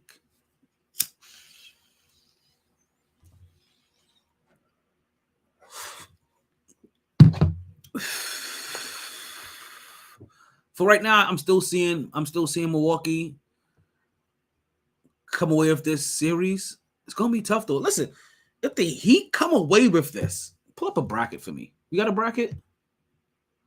Pull up a bracket for me. That's the old bracket. You got a newer one? Get me a newer one. Right? If the Heat come away with this, yes, that's what I was thinking. Oh, yes, you some bitches. Actually, I'm rooting for the Heat. I am rooting for the Heat. Like, every day of the week, like I beat my meat. I'm rooting for the Heat. Let's change up the narrative. Let's switch this up to rooting for the Heat narrative. The Miami Heat have a chance now that Giannis isn't in there. But in all seriousness, even though I'm still kind of leaning towards Milwaukee, Miami does have a chance. Miami does have a big chance to steal this series. They've beaten Milwaukee before, so there's even though it's not quite the same teams, there's a past. Okay, Steph trying to make his move. Oh no, okay, this is the move where he gets injured at. He just landed weird. Yeah, clutched at his left leg, it looks like. Most 30-point games in NBA playoffs all time. LeBron James 118, Jordan 109, Stephen Curry at 11 with 52. Okay, a little bit of inside outside, some ball movement, easy basket by Gary Payton III as they just knew some nice ball movement coming out of that break. Golden State Warriors currently up 19-12. So this is currently what things are looking like, right? You know, let's clean things up for you a little bit. All right, because we don't need the birthday people on here anymore.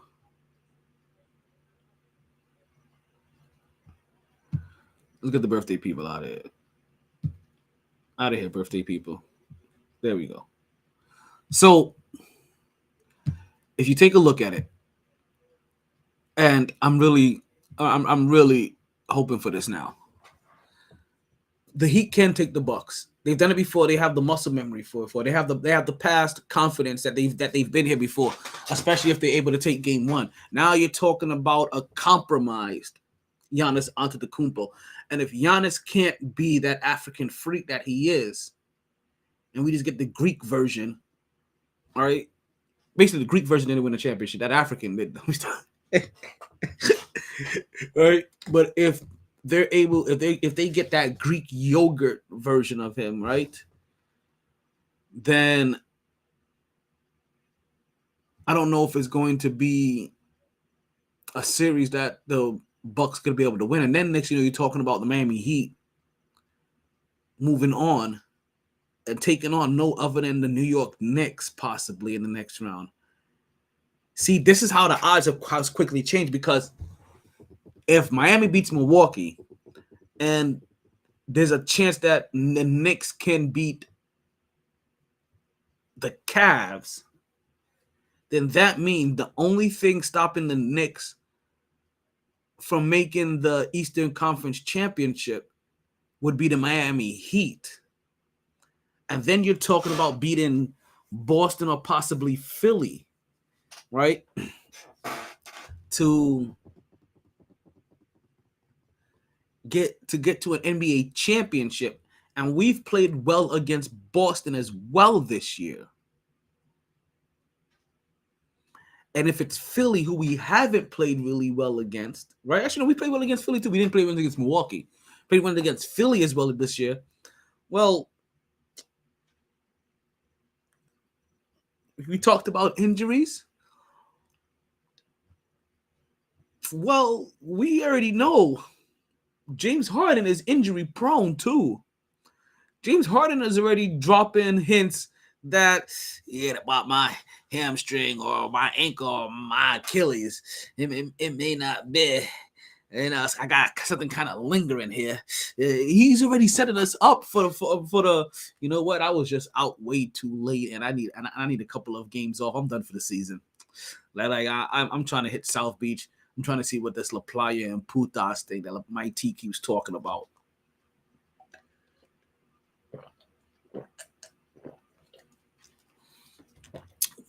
I wonder if you can open up a store like that or a strip club like that. La Playas and Putas. I wonder if it will fly. So listen, I am low key right now rooting for the Miami Heat. And granted, Knicks fans, and I know Heat fans, don't be offended. I know Heat fans will take a look at the same thing like, yo, if we beat Milwaukee, now we just gotta take care of the Knicks, and they look like, yo, the Knicks are gonna fuck up. They can't keep doing whatever they're doing. They're gonna be exhausted. We add the thing about it, they match up well against us. Miami Heat does. They really do. Their end of game plan that they have for Julius Randle, I know is solid. And so all the thing I'm talking about is drawing up a game plan for Jalen Brunson now. See, that's going to be the series where RJ Barrett is really going to have to come up. I think this series, you can get by with Julius Randle and Jalen Brunson. The next series and the series moving forward, you're gonna have to have a performance from RJ Barrett with some gravity to it. That's my new terminology for this. It's the gravity of it. But it's right there. It really is right there. Heat fans, do your job. That's all you got to do. Take advantage of a hobbled Heat team, of a hobbled Bucks team. Like your enemy is injured, right? You completely snuff them out. You don't leave any ambers in there. You completely snuff them out, because if you leave a little amber, that amber may grow into a raging fire that comes back and consumes you. You know all about fire, Heat fans. Don't let that amber burn. Snuff it out. Only you can prevent ambers from growing into forest fires. Oh man. Well, let's talk about the reason why the Miami Heat's odds have actually changed so much. It was ultimately also a New York Knicks odds, and that is because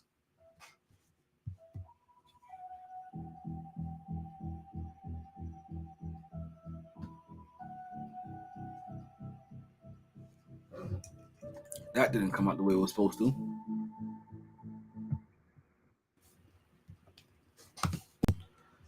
You want to try that one again? Now who's down for Golden State Warriors? Now it looks like, was that Jordan Poole?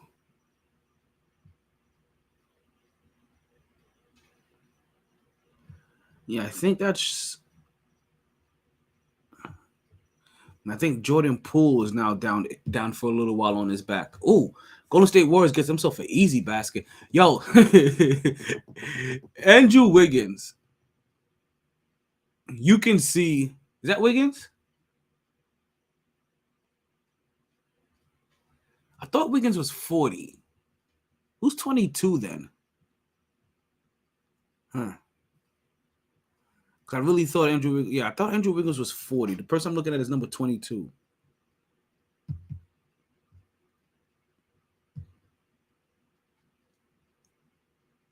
But I was about to say that I thought I was Andrew Wiggins for a second because I'm telling you, like, listen, they know what they've been doing with these 6'8" little athletic guys. Andrew Wiggins also, he's still under like 30. I think he just turned 30. Matthew Barnes is 40. Okay, I'm tripping. Barnes is 40. That's who they used to have. See, you're all the same. Andrew Wiggins is 22. And yeah, what I'm saying is going to apply. Andrew Wiggins has been playing and been looking like a guy that hasn't played in a while. Like you should see the kind of spring he has and the kind of aggressiveness he's playing with. But you know what though? They're already down 1-0. They are the Golden State Warriors are already down 1-0 to the Sacramento Kings. We'll talk about that in a little bit later. But first, let's get into a little The MyT injury report. Ah.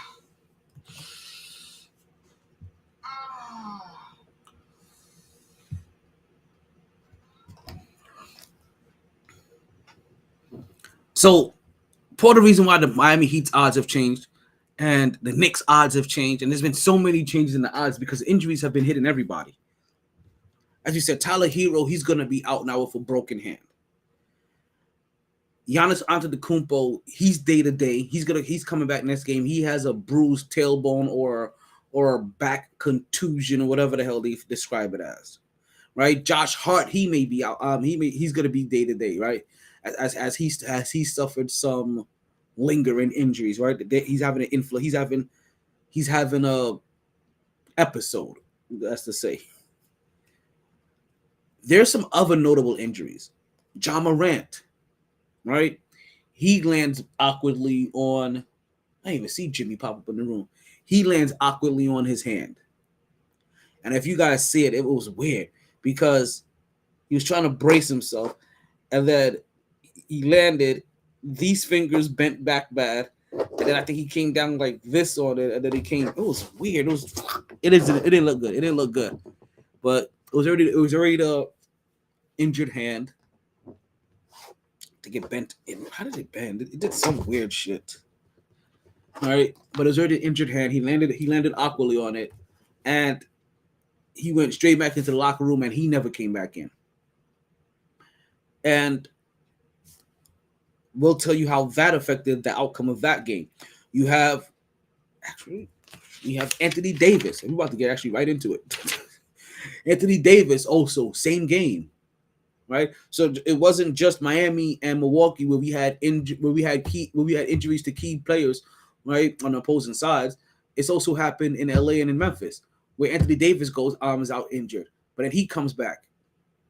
He couldn't raise his arm. But he comes back to end up having a dominated, incredible game, doing all kinds of arm-raising events, or arm-raising activities. Ja Morant goes out, can't move his hand, never comes back. Hand done. We already told you.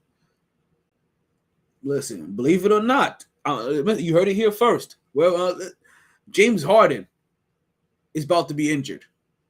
He is not coming out this series. I'm telling you, he didn't come out this series. He is not coming out uninjured. Next series is not gonna be it. So he is up for injury. And let's not forget the New Orleans Pelicans, right?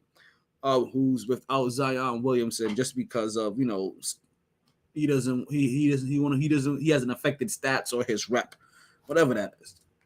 Like all of these have been significant. I know you're like, damn, he's not even in here and he's catching shrapnels. It's his fault.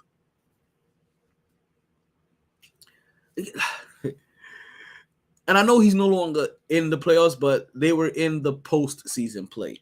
Like, because have you guys noticed, right? How much time I got? It's about almost time for us to switch over on the Podbean feed. So let's go ahead and do that, right? Let's go ahead and give everybody a Podbean a little quick transfer. What's gonna happen, right? Is that we lose the Podbean feed and we have to give it a hard reset. Right? So we're gonna lose the people on Podbean. Everybody else, you're good. right? It's just on the call-in line. I have to give it a reset. So for everybody, you know what time it is. If you're listening, then you can't see what's already on my screen, right? Right? You can't see what's already up there to let everybody know what's coming up next. But don't you guys go anywhere.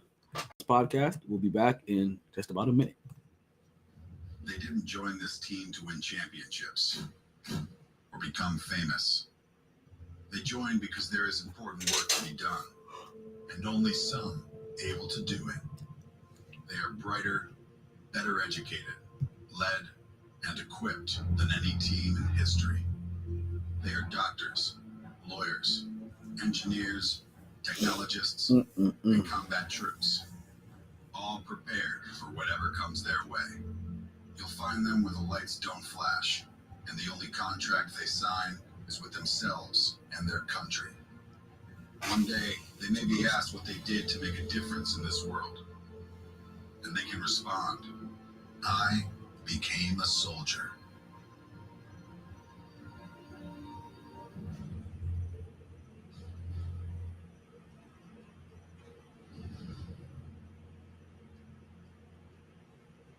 All right, welcome back to the MyT Sports Podcast. I'm still your host, Annoying Darling Thumar Taylor. All right, so if you were with us before we went into break, it's about the playing tournament, right, or the postseason. And if you guys have you guys realized how this postseason, it was really heavily populated by the Atlantic and Pacific divisions. I've been telling you guys all year long how Sacramento's been on top of their division. In a division that had the Phoenix Suns. Sacramento led the division that had the Phoenix Suns, the LA Clippers, the LA Lakers, and the Golden State Warriors. Those four teams. And that's who they survived. It's similar to how I talk about the Knicks. If I've talked about the Knicks over the last couple of years. That we didn't have a better team than Toronto who was in the postseason, who was in postseason play. We didn't have a team better than Boston. Postseason play. Three seed? Let's pull up the thing for me. The brackets. Boston. 2 seed. We didn't have a better record than Philly. 3 seed. We just got a better record than Brooklyn at the end of the season because they lost Kyrie Irving and Kevin Durant.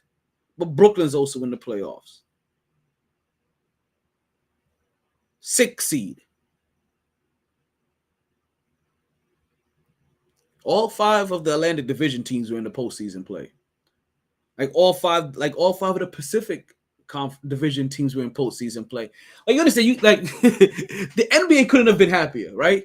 You get all of Cali in the play in postseason contention, and all of their teams made it into the playoffs.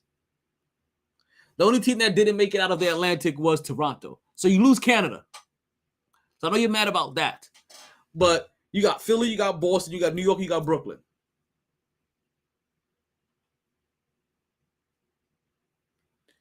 You almost had Canada, all of Canada. This is Toronto. You almost had all of Canada in there. But that's who the Knicks had to overcome. That's the reason for years I was like, listen, pump your brakes on your expectations until you can show that you're consistently better than former championship Toronto Raptors. And that was going to be the very first one as they were going through their rebuild process. And at times we were barely better than them. And we managed to leapfrog Brooklyn because they lost their 2 stars. And then you kind of see where we're kind of behind Boston and Philly, who we've done great against this season. That steel has been sharpening steel. Same thing happening in the Pacific. With Sacramento, constantly getting their ass kicked by the Clippers, the Lakers, the Warriors, the Suns. They pieced it together, got their ish together, and now they're the top dogs there. I'm guarantee you couldn't be happier if you're Cali. And listen what Cali has going on for them, right? Listen to what we get every time Cali plays right now. We get dueling point guards in Cali. When they play. It's happening right now. We get dueling point guards. We get dueling small forwards in Cali. Oh, to live and die in LA. We got dueling small forwards in, going on in Cali. We got the Splash Brothers in Cali. You got a king in Cali. You got a speedster running circles around the Splash Brothers in Cali. You got Russell Westbrook in Cali. You got Russell Westbrook in Cali. You got Hustle Russell in Cali. I guess you got Hustle Westbrook in Cali. You got a Kala in Cali. You got a Reaper in Cali. Every time Cali plays, one of these things are going on. You have an insurance agent in Cali. You got a shooter in Cali.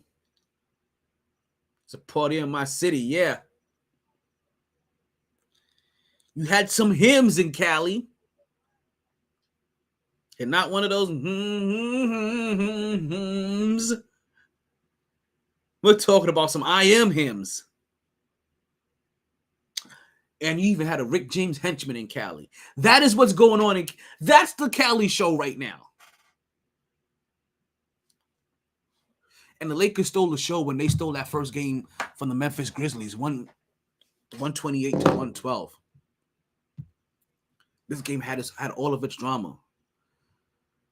Anthony Davis going out with an arm injury. Telling me, yo, I can't lift my arm. They take him to the back. They give him a little massage, right? He gets a personal visit from the president of Orchids of Asia, right? Then they give him a couple of shots up in the shoulder. Next to he's dunking, he's rebounded. I'm like, yo, I thought you said your shoulder was hurt. He was like, what shoulder? I have no shoulders.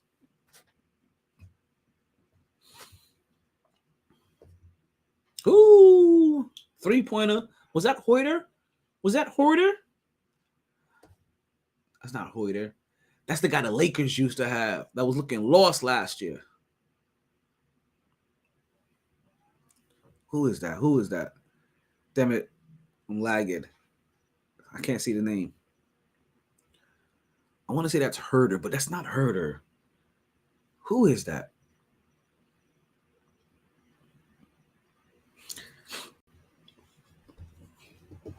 But after Anthony Davis went out, he came back and gave his team literally everything he had. A jump, a hop, skip, a throw, 16-4 run the Kings have. Look like Jordan Poole is going. I don't know if Jordan Poole was going to the bench or if he's going to the locker room. Oh, Herder with the steal. I don't know if that's Herder or not. Number 9, the Kings. I feel like that's Herder.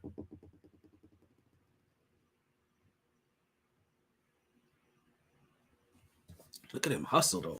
God damn it. I forget his name. I say his name starts with a T, though.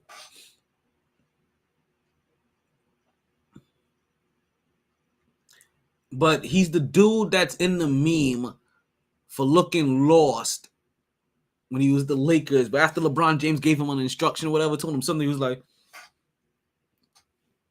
yeah, he's that. Whoever that dude is, that's who I'm now. Back to the Lakers again. We're talking about the Lakers. The Lakers end up stealing this game 128-112. Anthony Davis goes out injured, but then he comes back. He comes back in the game, and let's see if I could catch his name now. Nope, still in the bad angle. Klay Thompson drags him out. Oh no, they came back to the action already. Right, Anthony Davis comes back and ends up giving his team 22 points, right, as well, and finishing the game with 22 points and 12 rebounds, 7 blocks as well, and that was probably the big part about it. For a guy that had a hurt shoulder, Like getting blocks at the rim, getting blocks on jump shooters, right? You understand? Like he was a blocking machine, and those blocks most times led to fast break buckets. We talk about a couple of hymns, right? Yo, De'Aaron Fox is heated. He just bulked up the ref, yo. That wasn't even a motherfucking foul. I saw that from here. Stephen Curry looked like he's feeling a little bit better as he chews on his mouthpiece.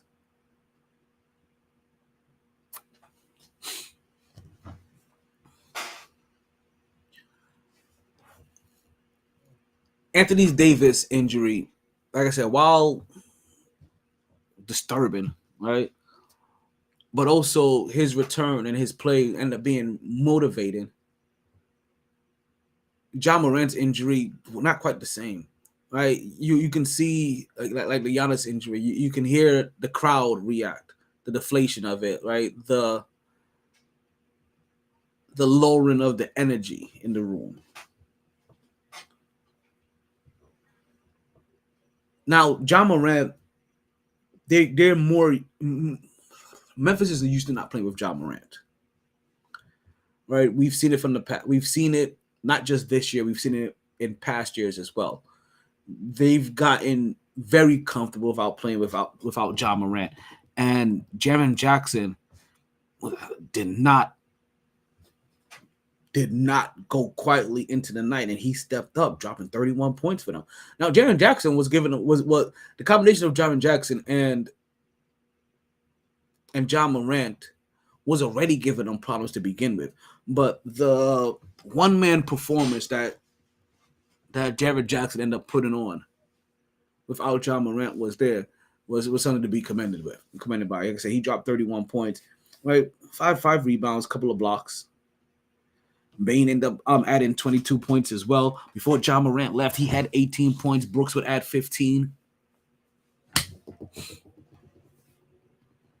They just lost not only their star player, but they also just lost that no momentum in that game. And the Lakers, being the professional that they are, being the experienced team that they are, they saw an opening and they took it. Ooh, and Davion Mitchell with the steal and the fast break. Don't you have an off night, Golden State? Don't you have an off night, Golden State? Now, you know what's so bad as we're watching this? This now just makes the Dallas Mavericks look even worse to me. And I can't avoid it. The Dallas Mavericks move to tank their last game, to not even try to give themselves a chance. Because look at what the Lakers are doing with that same opportunity. Look at what the Lakers are doing with that same opportunity. They have worked themselves into the playoffs, and they now have home court advantage. The Lakers now have home court advantage. This could have been the Dallas Mavericks. So I don't know what it is about having Kyrie Irving and Luka Doncic that says that, yo, I don't want to take a chance, but I'm telling you, I'm gonna tell you, the reason why it's such a bad, it's not even a bad look because I'm a Knicks fan, right? And I'm like, damn, like you cheated on off of a thing. No, it's a bad look because it looks like you don't believe that Luka Doncic and Kyrie Irving can win you a championship. And if that's the case, why do you have Luka and Kyrie, or why did you get Kyrie? Or do you think that, you know what, giving us the chance to try to get What About Your Mama to add to this team would truly make us a championship contending team?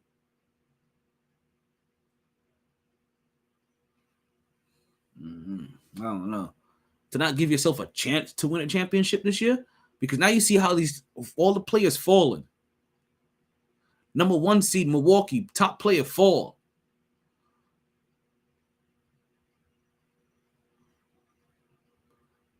Who am I thinking of now? Memphis Grizzlies, number 2 team in the West, top player fall.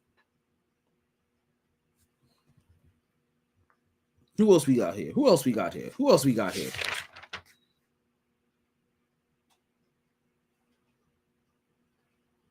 Anthony Davis, he fell and came back. Tyler Hero, gone. Like, what see, with the unpredictability of health, right? Why not give yourself a chance? Like, that's the part about it. Is that, you didn't even try to give yourself a chance. Like, you completely took it out of there. I was like, you know, yeah, you guys ain't good enough. Come back next year. Go home, rest, wash up. The money's on the table. Here goes the money's on the table. Here goes a rag. Clean yourself up. Come back next year. Nah, it was okay. You basically looked at them and was like, yeah, you was all right.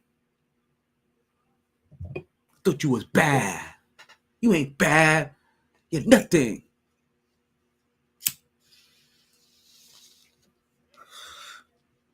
Can't help it. I can't help but look at the Mavs right now with watching what the Lakers are doing and just think that, damn, this is one of the weaker moves of this century, decade.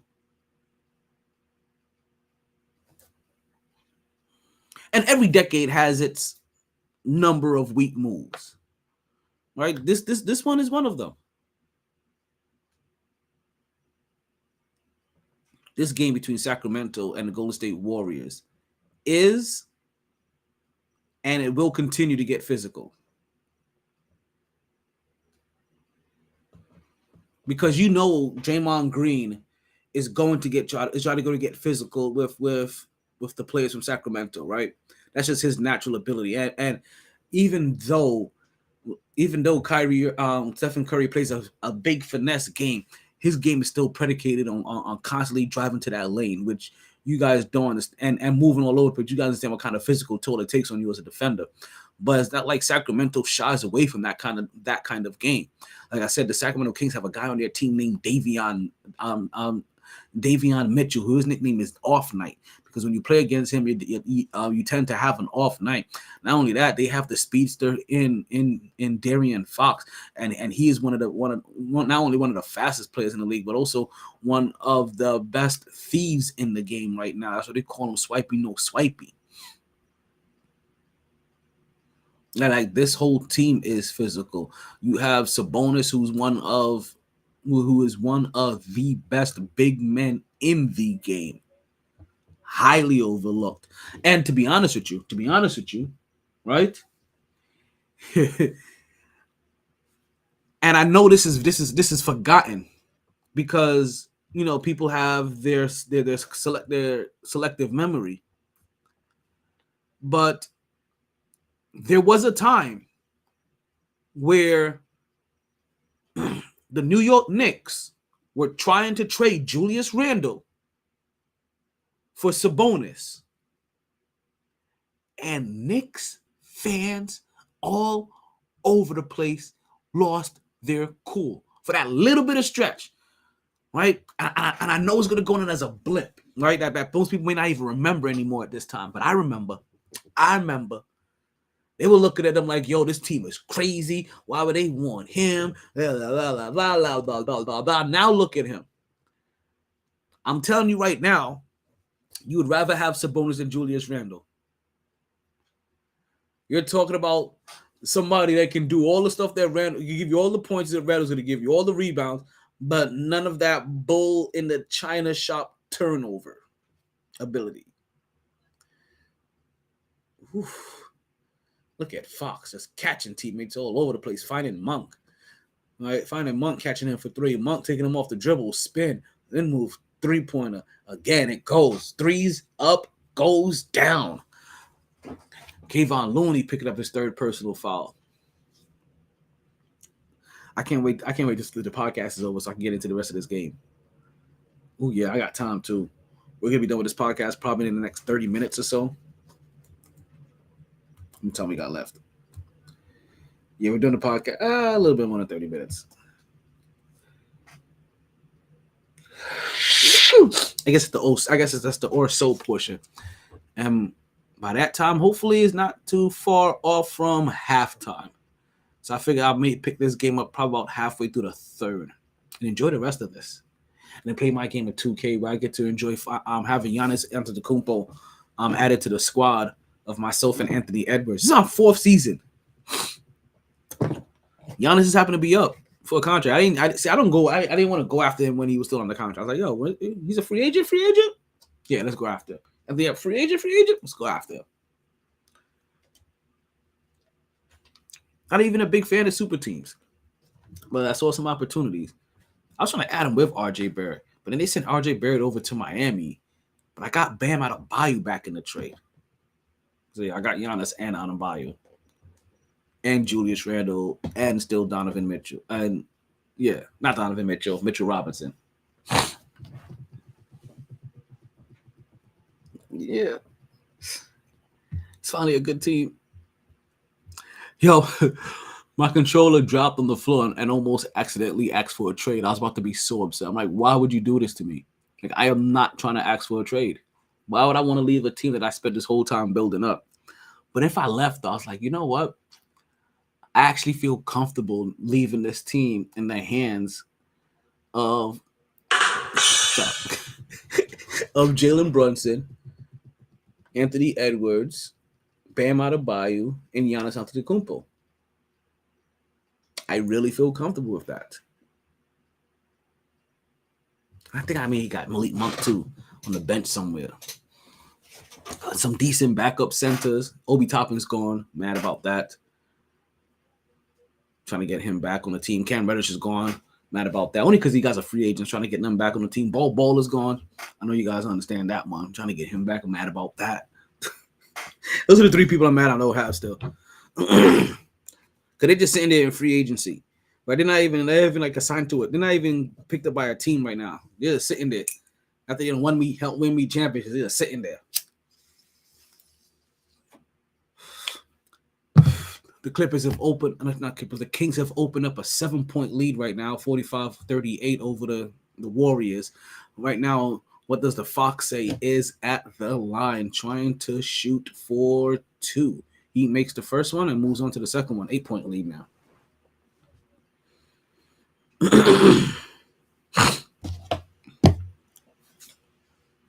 We were talking about the Lakers a while ago, right? So let's stay in LA, right? We're gonna talk. Listen, this whole section, this whole rest of this podcast, we're gonna stay in Cali. We're watching the Kings. We're gonna stay in Cali. We're gonna talk about this. So we're gonna finish the podcast with the Kings anyway. I guess it's just gonna work itself out. We're watching the Kings as well. Excuse me. But the Clippers also took on the Phoenix Suns, and even that has its own intriguing matchup as we get Kawhi Leonard matched up with Kevin Durant. And listen. Kawhi Leonard may not be on Kevin Durant the whole entire game, but the fact that he's there in the closing moments in the fourth quarter when it matters, while playing 42 minutes and being motivated enough to outduel the Kev. Because Kawhi Leonard, right? Let me give you this, right? Kawhi Leonard, 24 shots, 13 made. Right, 9 for 10 from the free throw line, 3 for 5 from beyond the arc. Right, 38 points. 38. Kevin Durant, 7 for 15. Right, a little under 50%. Right. 3 for 7 from 3-point range, 10 for 10 from the free throw line, 27 points. And he ultimately led all scorers led all players in scoring. Devin Booker, who led his own entire team in attempts, right? He ended up being the second leading scorer for his team with 26 points. The Red is taking the third most shots. Like I said, Devin Booker was 10 for 9. They had DeAndre Ayton, 8 for 6. Ayton normally has a much higher shooting percentage than that. He normally, when he's on his game and he's putting up like 18 points a game, he's normally shooting around 60, 70%. He's one of those kind of guys. Even getting what they got from Craig, right, the 22 points, but that he wasn't. Craig wasn't the star of the show. Really, nobody from Phoenix was really the star of the show. Everything that happened in LA. To live and die in LA is the place to be. And Russell Westbrook had a vintage Russell Westbrook game and a vintage Russell Westbrook moment. And I shouldn't say vintage because it's more Russell Westbrook. What's going on, Ace? It's more Russell Westbrook today, right? This new version of Russell Westbrook is trying to fit into all of these other molds, all these other teams, all these other teams' playing style. Not a good shooting game, 3 for 19. Which is why Russell Westbrook, the personality is never going to go anywhere. But let's just hope he has a Jekyll and Hyde, right? Or he's a two-faced kind of guy, right? Where one half of him is Russell Westbrook, but if the other half can be Hustle Russell, he's hustling for the loose balls, right? He's getting the rebounds, which he's always been a rebound guy, right?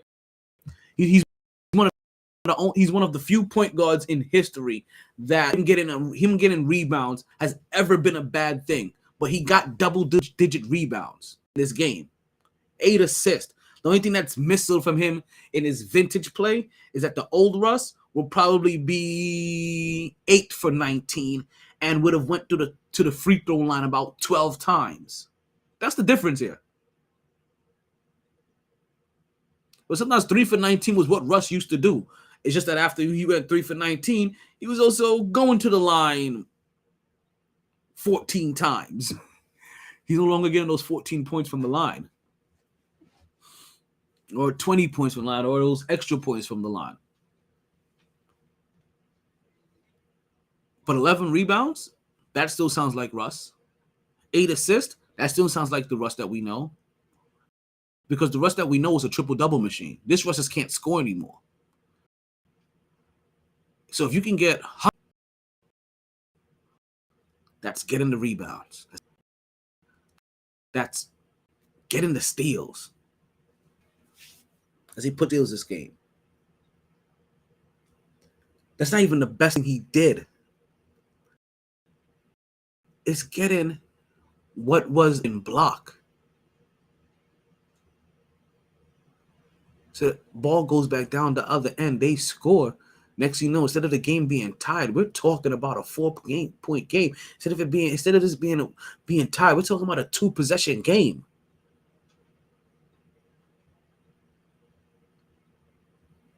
And out in the street, they call it murder. But you know what? We call it the end of regulation here in the NBA. And that's 115, 110.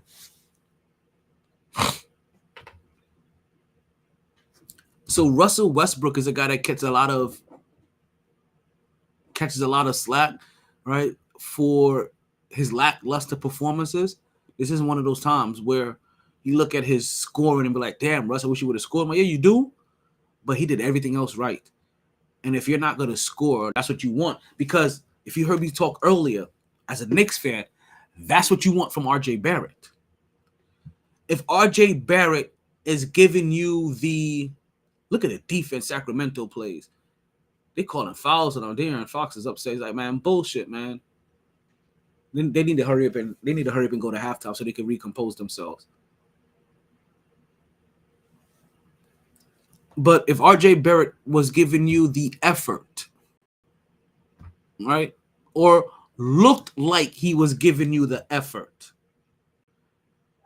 right? Because sometimes you could just look like you're giving effort, right? But RJ Barrett, his numbers are 7 points, okay, but in there 6 assists, 4 rebounds, 4 steals. Actually, you know what? You can't really knock him that hard, can you? When you actually pull it up,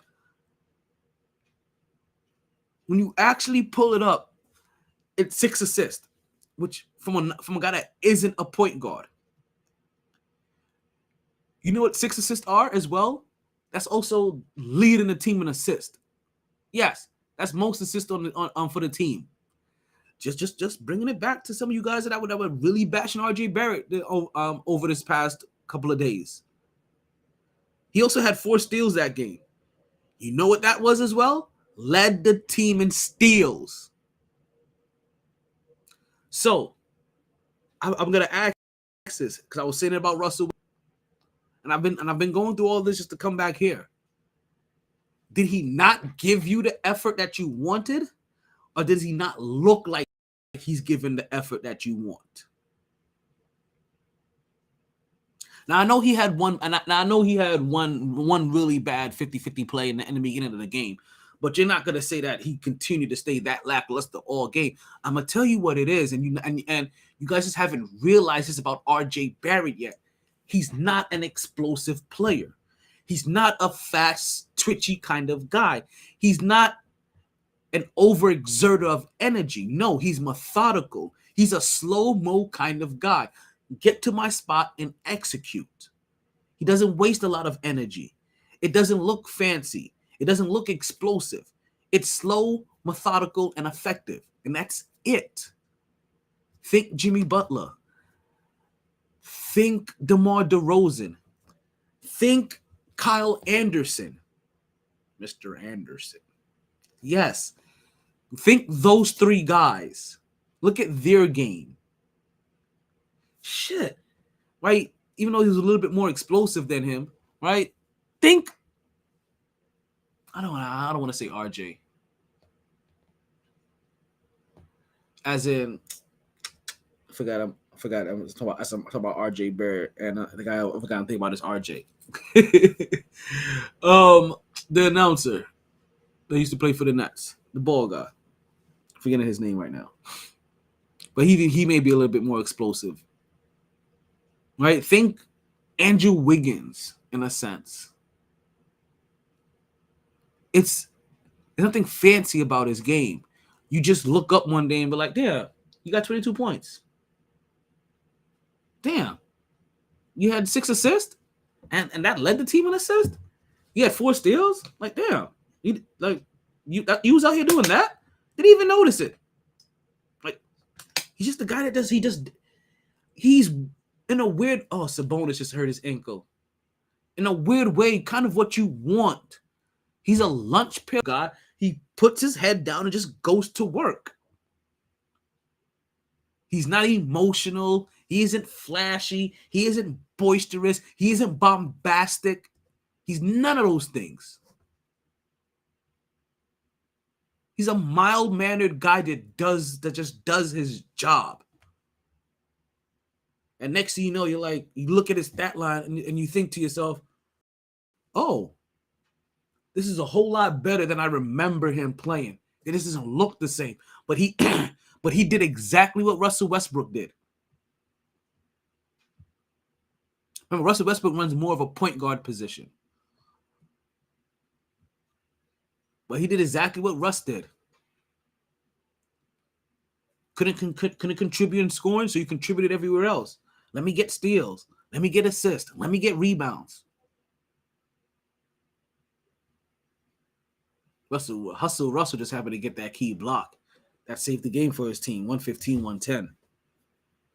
And then we have this game, right? As we stay in LA. Like I said, we stay in LA, but even more, sorry, not LA, we stay in Cali. Because Cali, like I said, Cali is on fire.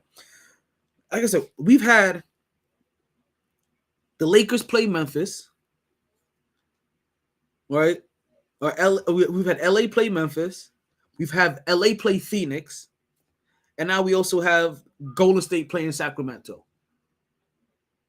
Who am I missing? I'm not missing anybody. 2 LA, Phoenix, LA, Golden State, Sacramento. I'm good. That's that whole division right there. In 3 games, that's that whole Pacific division. And every one of those games are worth watching. Reapers, Claws, Speedsters, Splash Brothers, dueling point guards, dueling power forward, small forwards. You have kings, court jesters. You have it all. You have hymns, insurance agents, shooters.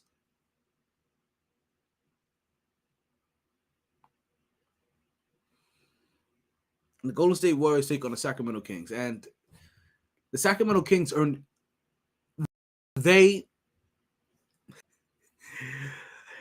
did a combination of the Birdman meets Will Smith, right? They walked into Golden State, smacked the shit out of them, or Golden State walked into Sacramento, got the shit slapped out of them, and then they told Golden State Warriors, "You wanted to see us put some respect on my fucking name, or keep my name out your fucking mouth."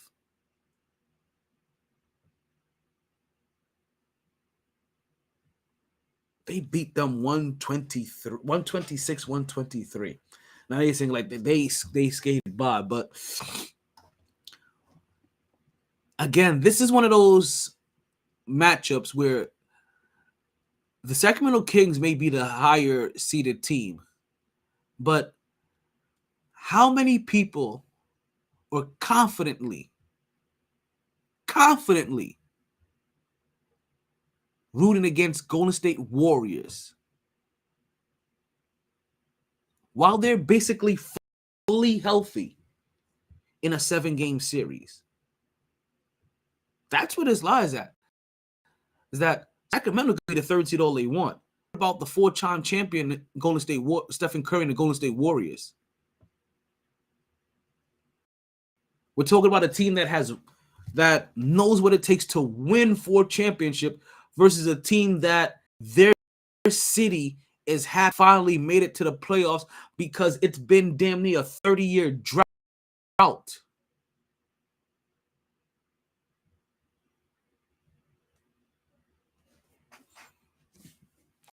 A 20-year drought. When was it when the Sacramento Kings was taking it by Chris Webber and them? Was that 2003 or 93? Maybe that was 2003-ish.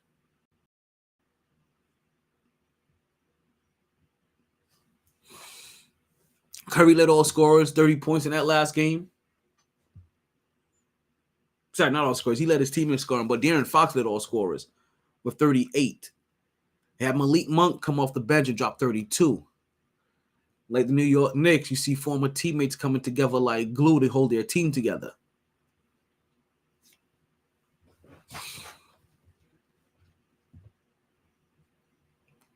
Sabonis struggled in that matchup, only 12 points.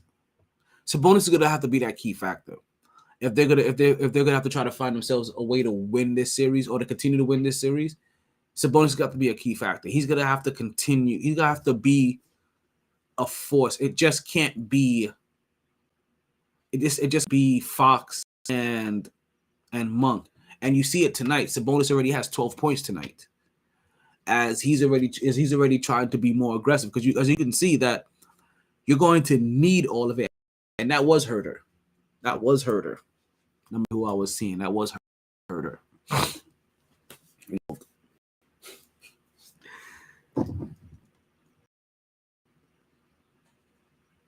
The Kings are currently down right now. And I said, it's not just this game. It's the Clippers game versus the Phoenix Suns. It's the Lakers game. Not even so much the Lakers game versus Memphis, to be honest with you. Right? There are some games where you're going to want to see how these matchups and the counter to the matchups. So game 2 is just as important as 1. Because you want to see if you're still able to play plan, and how is the opposing team that's now down? What's their count plan? How did they take away what you were good at? And if they can't take away what you were good at, that's what the Sacramento Kings are now going through with Golden State Warriors. Is that they're playing a team that team and that coach knows how to adjust. So the Sacramento Kings right now are struggling. I can't say struggling, but they're having a harder time, or continue to have a hard time with the Golden State Warriors. Golden State Warriors aren't going to go quietly into the night. Now, the thing about the Warriors is that they've had a horrible record on the road. They've been 11-3 30? 41 games. 11-30. They're 11-30 on the road. So if you're the Kings, you have to say to yourself, not only can we beat them, but we know that this team struggles on the road. You can't allow them to stay in games because they're the Golden State Warriors, because they're the 4-time champs, because they've been here, done this before, have seen it all. This aggressiveness that the Kings are playing with, this has to stay up. Can this stay up? Yes, they can maintain this because this is how they got here. So for anybody that does it, that thinks that these performances by the Sacramento Kings are an admiration, they haven't watched Sacramento, and they're just going by what they've known in the past by from the Warriors. Because watching this, right? Watching Sacramento, knowing what you know about the Golden State Warriors, Sacramento just need to keep holding serve and then steal one on the road, which is doable. This energy level, this intensity that they need to play with, this tenacious level of defense, right, that they attack with, that's been them all year. That's their coach. That's a Mike Brown coached team. Because Mike Brown is a defense-first kind of guy as well. And then you take advantage of the rest of the guys that you have. You draft a guy like Davion Mitchell, who, remember, that was the Knicks pick. That was the Knicks pick. I don't know if you guys remember. That was the Knicks pick. Davion Mitchell was the Knicks pick. They moved out of that spot with Sacramento to pick up two picks. With one of those picks, they got Deuce McBride.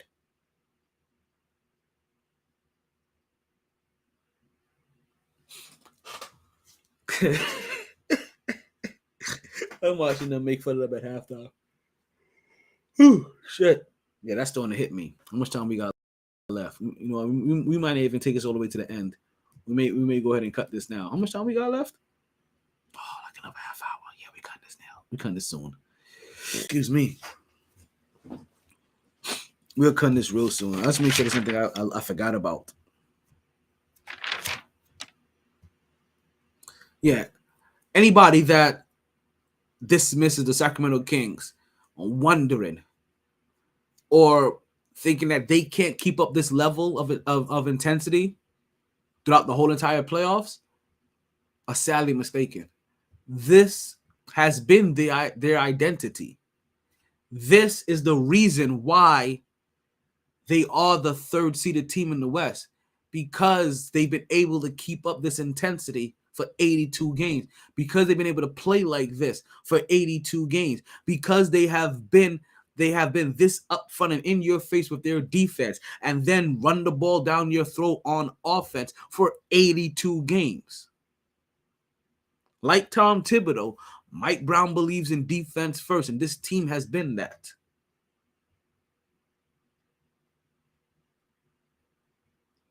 So while series like Philly and Brooklyn look like they're going to be pretty uninteresting, series like Boston and Atlanta look like they may be uninteresting. Series like Denver and Minnesota look like they may be uninteresting. The other 5 series,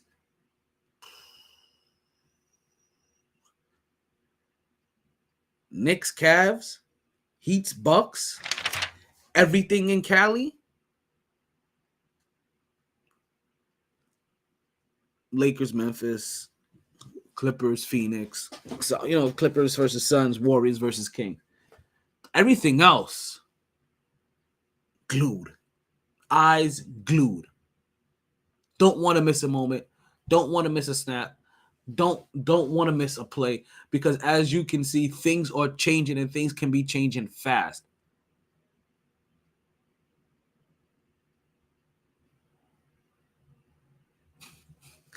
You know what?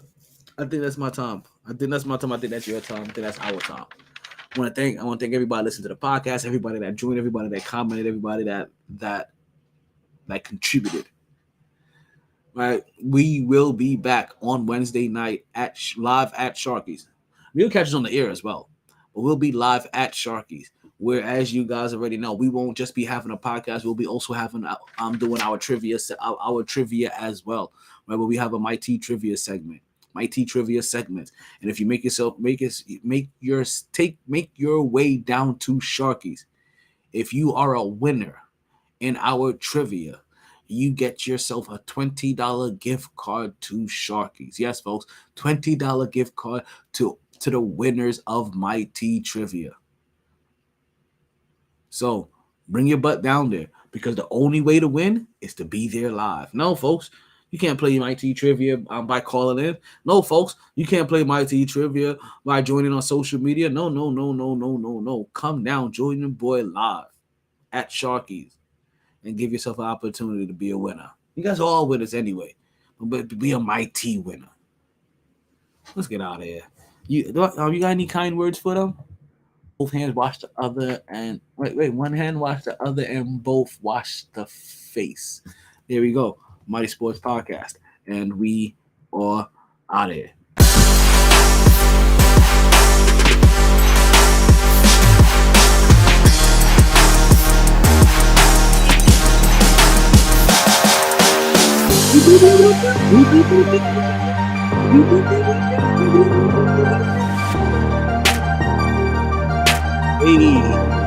Hey.